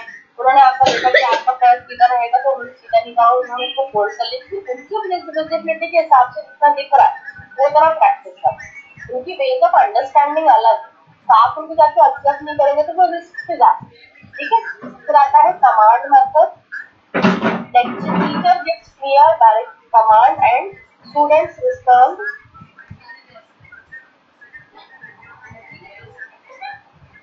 And students respond immediately. इसमें क्या होता है, टीचर क्लियरली कमांड देता है और स्टूडेंट तुरंत उसको करके बताता है, जैसे कि शॉर्ट और प्रिसाइज इंस्ट्रक्शन। ठीक है, तुरंत आसन करो और उसमें हाथ कर लेना और आपकी ब्रीदिंग है, जब आप करते जाओगे तो वेरिएशन रहेगा, होल्ड करोगे तो ब्रीदिंग पूरा रहेगी, फिर आप एक्सरसाइज। तो ये आपको पूरा प्रोसेस है। तो ये आपने उसको नॉर्मल कमांड दे दिया। Often using synchronized group classes, एक से दो क्लासेस है जो आप यूज कर सकते हो। एग्जांपल जैसे कि raise arm, inhale, bend forward, exhale, ये आपको कॉमन। ठीक है, एडवांटेजेस क्या है, ये डिसिप्लिन बना के रखते हैं, ज्यादा कोई ऐसे पार्ट नहीं करेगा, अच्छे से सारी चीजें एक साथ सब कर रहे हैं। ग्रुप क्लासेस है, लार्ज क्लासेस के लिए बहुत अच्छी है और बिगिनर्स के लिए भी बहुत। लिमिटेशंस की बात करते हैं तो लेस पर्सनल अटेंशन, क्योंकि वहां पे इमिटेशंस हो कमांड दिया जाता है तो उसमें ऑब्जर्वेशंस नहीं होते, पर्सनल अटेंशन नहीं होते और mechanical can feel mechanical is over. अगर आप बहुत ज्यादा उसको समझा रहे तो उसको नहीं समझता है, वो कुछ भी गलत भी करता है, तो वो ऑब्जर्वेशन के ऊपर डिपेंड है। नेक्स्ट है हमारा डिस्कशन लास्ट, तो वो है interaction method where teacher and student exchange ideas. जब कुछ आइडियाज टीचर देता है, कुछ आइडियाज तो वो डिस्कशन होता है पूरा प्रॉपर्ली, क्वेश्चन आंसर सेशंस हो सकता है, उसमें डिस्कशंस होते हैं, एक्सपीरियंसेस शेयर करते हैं, कुछ टीचर ने शेयर करे, कुछ स्टूडेंट्स ने शेयर करे, रिफ्लेक्टिंग ऑन प्रैक्टिसेस में भी वो बता सकते हैं, डिस्कशन कर सकते हैं। ठीक है, फिर एग्जाम्पल की बात करें, डिस्कशंस ऑन बेनिफिट्स ऑफ प्राणायाम, जैसे कि हम प्राणायाम के बेनिफिट्स डिस्कस कर रहे हैं फॉर एग्जाम्पल। अब इसके एडवांटेजेस क्या होंगे डिस्कशन मेथड के, इट इम्प्रूव अंडरस्टैंडिंग, या आपकी अंडरस्टैंडिंग अच्छा करेगा कि उसमें समझ में ज्यादा आएगा ना, जैसे हम बात करते हैं तो हमको अपने अपने आइडियाज हम शेयर करें, स्किल्स करें तो हमें ज्यादा समझ पाएंगे। एनकरेज क्रिटिकल थिंकिंग, आपकी थिंकिंग का पैटर्न चेंज हो जाता है, plus builds teacher student connection की बनते हैं, हम बात कर रहे हैं अपने इमोशनल उसको इम्प्रूव कर रहे हैं, बैलेंस कर रहे हैं। लिमिटेशन की बात करते हैं तो टाइम कंज्यूमिंग है, उसके बाद फिर not suitable during active practice, active practice का आप डिस्कशन नहीं करते, तो अगर आप प्रैक्टिस कर रहे हो और आप डिस्कशन पे चलेंगे तो फिर आपकी प्रैक्टिस छूट जाएगी, तो आपको पूरा टाइम मैनेजमेंट भी करना है। अब टीचिंग टेक्निक्स मेथड्स में किसी को कोई डाउट है अभी तक? ठीक है, नेक्स्ट हम लोग स्टार्ट करते हैं टीचिंग टेक्निक। तो सबसे पहला उसमें 3 टीचिंग टेक्निक्स है, पहला है queuing and instructions, voice modulation, तीसरा है use of language, simple clear instruction. तो क्यूइंग एंड इंस्ट्रक्शंस क्या है? क्यूइंग एंड इंस्ट्रक्शंस में queuing is the art of giving precise step by step guide, यानी एक एक करके उसको प्रॉपर्ली समझाना। एक टीचर में स्किल्स और आर्ट का होना बहुत ज्यादा इम्पोर्टेंट है, क्योंकि वो उसको स्टेप बाय स्टेप गाइडेंस देता है कि आपको को ये करना है, आपको को ये प्रैक्टिस करना है। Can perform practical safety and correction के साथ से वर्बल क्यूज में, जैसे कि स्पोकन इंस्ट्रक्शन, जैसे कि आप बताओ तो उनको अपनी उनकी 4-5 तरीके से होती है। पहला है वर्बल क्यूज, बोल के इंस्ट्रक्शन, विजुअल्स यूज डेमोंस्ट्रेट और जेस्चर्स, या तो आप खुद से बताओगे या तो जेस्चर से आप बताओगे कि ताड़ा सा ऐसे तब, या फिर उसको कोई पिक्चर दिखा दी। फिर आता है breath use like blinking movement of breath, इसको बताते जाओगे कि जब भी आपने हाथ उठाना है तो आपको यूज करना है, जब आपको आगे बेंड होना है तो आपको एक्सेल करना है, जब आपको फॉरवर्ड बैकवर्ड बेंड करना है तो आपको हमेशा इनहेल करना है। ये आपको उनको बताना है। Alignment use correct body positioning होता है, ठीक है। फिर एग्जांपल इन ताड़ासना, जैसे आप स्टैंड फर्म, फीट टुगेदर और hip to the part, distribute weight evenly on both feet, inhale, lift your chest, exhale, relax। ये आपने कॉमन क्यूज अंदर दी थी, कॉमन आपने इंस्ट्रक्शन दी थी, ये बताता है। अब गुड गोइंग प्रिंसिपल्स क्या हो सकते हैं? शॉर्ट एंड क्लियर सेंटेंसेस में आपने उसको पूरा कोर्स समझा दिया, इतनी बड़ी टेक्निक आगे पेश की बोले। 3 मैक्सिमम सेंटेंसेस में आपको उसको समझा दिया कैसे करना है। 1 इंस्ट्रक्शन एट अ टाइम, एक इंस्ट्रक्शन भी आप एक टाइम पे दे सकते हो। फोकस ऑन सेफ्टी और अलाइनमेंट, अलाइनमेंट उसके ऊपर। यूज प्रेजेंट टेंस यानी लिफ्ट और ब्रेथ, जो आप बता रहे हो कि अभी जो चीजें हो रही है उसके ऊपर आपको मेन फोकस है। कॉमन मिस्टेक्स क्या हो सकती है डूइंग में? Giving too many cues at once, यानी एक बार में आपको उसको सब कुछ बता दी तो कुछ समझ नहीं है। यूजिंग कॉम्प्लेक्स और टेक्निकल टर्म्स, आप उसमें कॉम्प्लेक्स और टेक्निकल टर्म्स को यूज कर रहे हो तो कई बार वो समझ ही नहीं पाएगा, उसको पता ही नहीं है कि जैसे आपने ऊपर यूज करा है स्टैंड टॉल, उसको नहीं पता, उसको इंग्लिश नहीं आती है। इसको अगर hip width apart, hip width apart उसको पता ही नहीं है कि टेक्निकल टर्म है। Relax shoulders, distribute weight evenly on both sides को पता ही नहीं है, तो वो ये मिस्टेक हो सकती है। इग्नोरिंग इंडिविजुअल्स इन यूनिट, किसी को बता रहे हैं कि वो क्या करेगा क्या नहीं करेगा, आप उसको इंस्ट्रक्शन और आपको बताइए, आप उसको ऑब्जर्व नहीं करते, ठीक है। दूसरा है हमारा वॉइस मॉड्यूलेशन। वॉइस मॉड्यूलेशन में, voice modulation is the variation in tone with volume to guide the class. आप ये जो वॉइस मॉड्यूलेशन मतलब आपकी जो वॉइस है उसमें कितना टोन रहेगा, आपकी पिच, स्पीड, वॉल्यूम, सारी चीजें आपकी क्लास को इफेक्टिव बनाती है। जैसे how to use this slow and soft voice, relaxation meditation के टाइम पर आपकी आवाज जो आपकी वॉइस है वो बिल्कुल बदलेगी। एक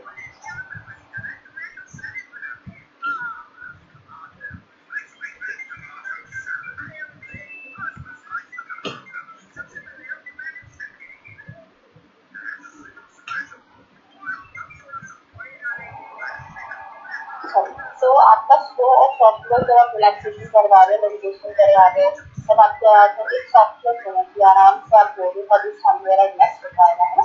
आपके क्लियर और फॉर्म इंस्ट्रक्शंस और अलाइनमेंट के टाइम पर आपके पास क्लियर होना चाहिए, अच्छी होना चाहिए, बिल्कुल तेज होना चाहिए। मेडिटेशन वाली आवाज आप पहले बोलोगे तो एंड तक जाएगी ना उसके बाद। फिर एनर्जेटिक टोन होना चाहिए, जब आप डोसेस करवा रहे हो, सूर्य नमस्कार करवा रहे हो, एनर्जेटिक टोन होना चाहिए। Example during relaxation soft tone, during Surya Namaskar rhythmic slightly energetic tone आपको होना चाहिए। फिर बेनिफिट्स की बात कर रहे हो तो कीप स्टूडेंट्स एंगेज, स्टूडेंट्स को एंगेज करके रखता है। अगर आपका वॉइस मॉड्यूलेशन आपका अच्छा, टोन चेंज हो रही है टाइम के हिसाब से, तो स्टूडेंट्स एंगेज रहते हैं। फिर इट क्रिएट प्रॉपर मूड, काम और एक्टिव मूड एक साथ बनाते हैं। उसके बाद फिर इम्प्रूव अंडरस्टैंडिंग, आपकी अंडरस्टैंडिंग को भी वो इम्प्रूव करते हैं। तो गलतियां क्या होती है? मोनोटोन वॉइस, यानी एक जैसी वॉइस आपकी जा रही है, speaking too fast, too loud, तेज बोल रहे हो, बहुत सही नहीं आप बोले जा रहे हो, तो सामने वाला प्रैक्टिस नहीं कर पाएगा, स्पेशली रिलैक्सेशन मेडिटेशन के टाइम पे काफी ज्यादा दिक्कत होती है। फिर आता है यूज ऑफ लैंग्वेज, ठीक है। यूज ऑफ लैंग्वेजेस में कैसे आप कर सकते हैं? Using easy understanding words to all students can follow. सबको नहीं आती है बहुत अच्छी इंग्लिश, तो आपको हाई फाई इंग्लिश मत बोलो, आप कॉमन लेवल वाली इंग्लिश बोलो, इंग्लिश करके बोलो, जिससे कि उनको सारी चीज क्लियरली समझ में आए।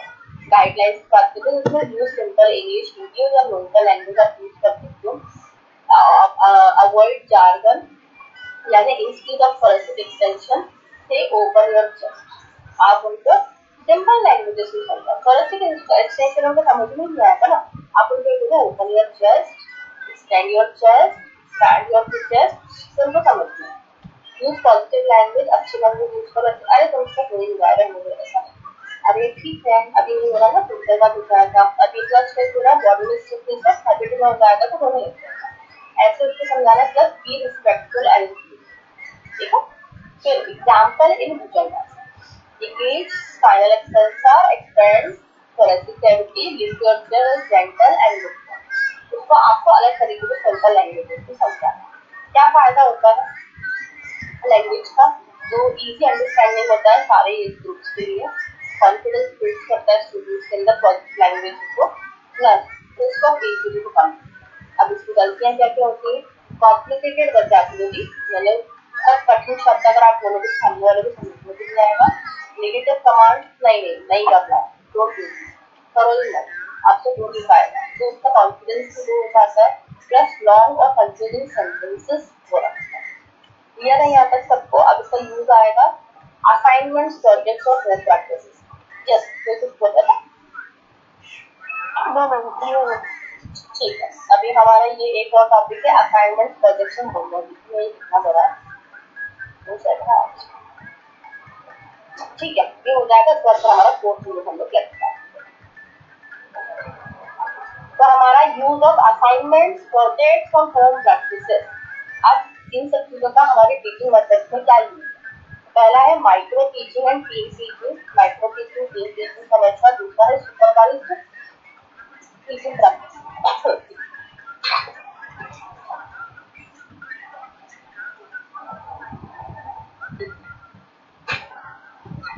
Supervised teaching practice. असाइनमेंट्स की हम बात करते हैं। Assignments, projects and home practice कैसे? These are learning activities. ये कुछ learning activities है जो कि आपको given outside regular class time to deeper understanding and encourage self. मैं आपको बोलूंगी कि आज मेरा आपको ये posters करना है। अब इन posters के benefits पढ़ के आना, इन posters के जो contradictory poses है वो समझ के आना, और इन poses को अच्छे से समझ के आना। तो ये मैंने आपको क्या दिया? एक assignment दिया था।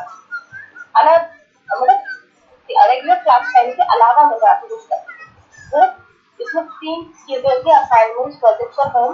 असाइनमेंट होता है शॉर्ट रिटर्न या प्रैक्टिकल टास्क में आपको दी कोई भी होमवर्क मैंने आपको दे दिया, कोई भी टास्क दिया। प्रोजेक्ट इसमें डिटेल स्टडी होती है, जैसे योगा थेरेपी प्लान या केस स्टडी मैंने आप लोग करने को दी। होम प्रैक्टिस मैंने डेली पर्सनल योगा रूटीन में लाने की वजह से बोल दिया। हफ्ते में 3 दिन हमारे प्रैक्टिकल क्लास होगी, बाकी के 3 दिन आप खुद करते हो। बाकी के दिन आप हफ्ते करो पूरा प्रॉपर्ली समझो, ठीक है? एग्जाम्पल क्या होगा इसका? बेटा right benefits and steps of Bhujangasana. जैसे मैं पूरा लिखेगा बेनिफिट्स ऑफ भुजंगासन वगैरह, मैंने आपको बताया। मैंने आपको बोला कि आज अपनी ताड़ासन करो, ताड़ासन की सबसे दिक्कत दिया। प्रिपेयर आप project on yoga for stress management. एक योगा का प्रोजेक्ट आपको प्रिपेयर करना है स्ट्रेस मैनेजमेंट के लिए। ये मैंने आपको बोल दिया। प्लस आप होम प्रैक्टिसेस को कर रहे हो, आसन और ताड़ासन, तो वो मेंटेन करना है कि आपकी स्टिफनेस ज्यादा। आपने एक दिन कर लिया, सारे प्रैक्टिस उसके सोरनेस हो जाती है, मतलब अकड़ा रह जाती है हमारी मांसपेशियों में, हमारी मसल्स में, तो उससे हमको पेन स्टार्ट करता है।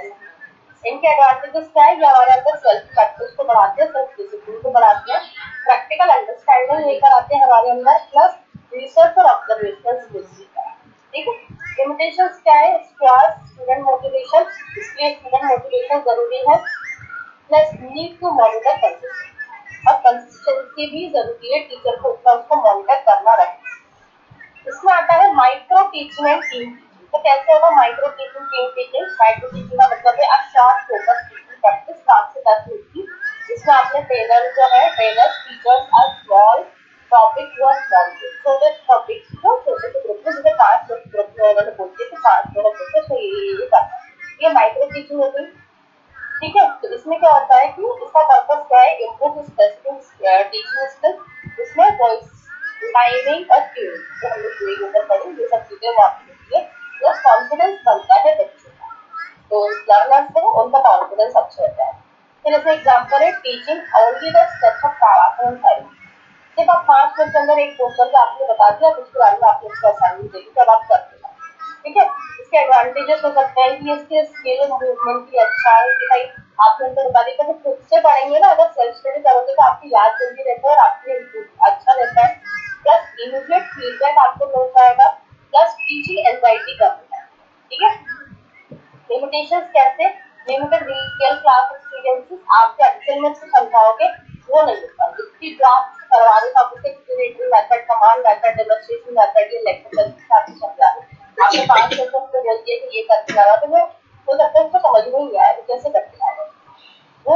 उसके बाद फिर आता है आर्टिफिशियल एनवायरनमेंट। तो आर्टिफिशियल एनवायरनमेंट यानी वो आप प्रैक्टिस कैसे करेंगे? जो आपको उसके साथ में करने वाले बच्चे भी नहीं है जिससे उसको मोटिवेशन आ रहा है, तो सबको उसको पता ही नहीं है, मतलब पसंद ही नहीं है इसको योगा प्रैक्टिस करना, तो मोटिवेशन भी मिलता है।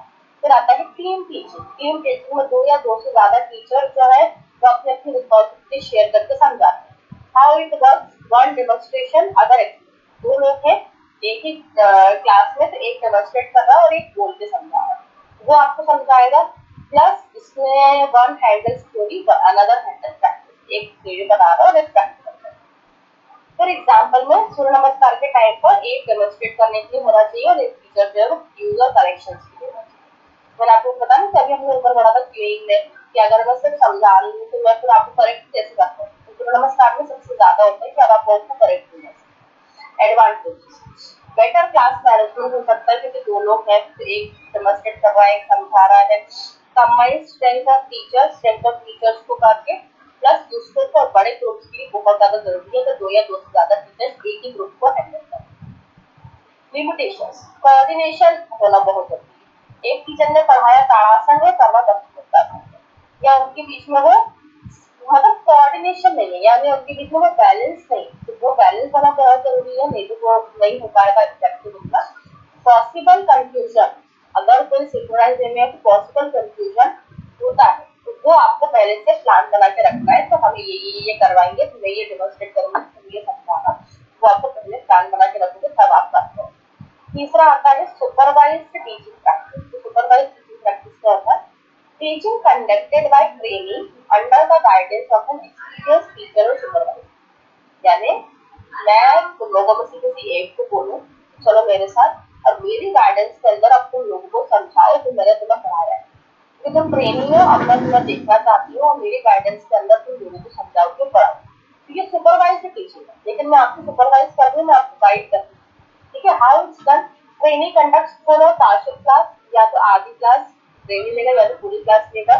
सुपरवाइजर ऑब्जर्व करेगा उसकी टीचिंग स्किल्स को, वो पढ़ाता कैसे है, कम्युनिकेशन उसका कैसा है, वो बात कैसे करता है, सेफ्टी और करेक्शन कर पा रहा है कि नहीं।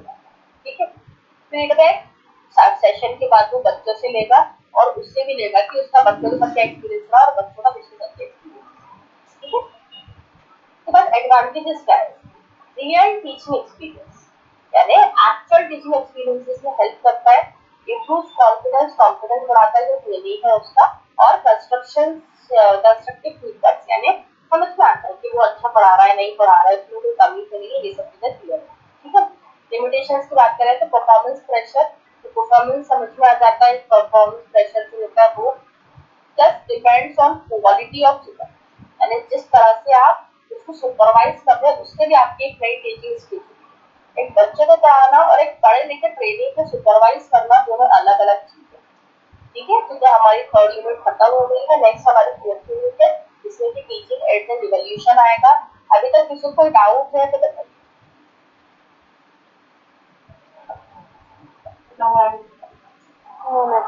समझ में आ रहा है सबको?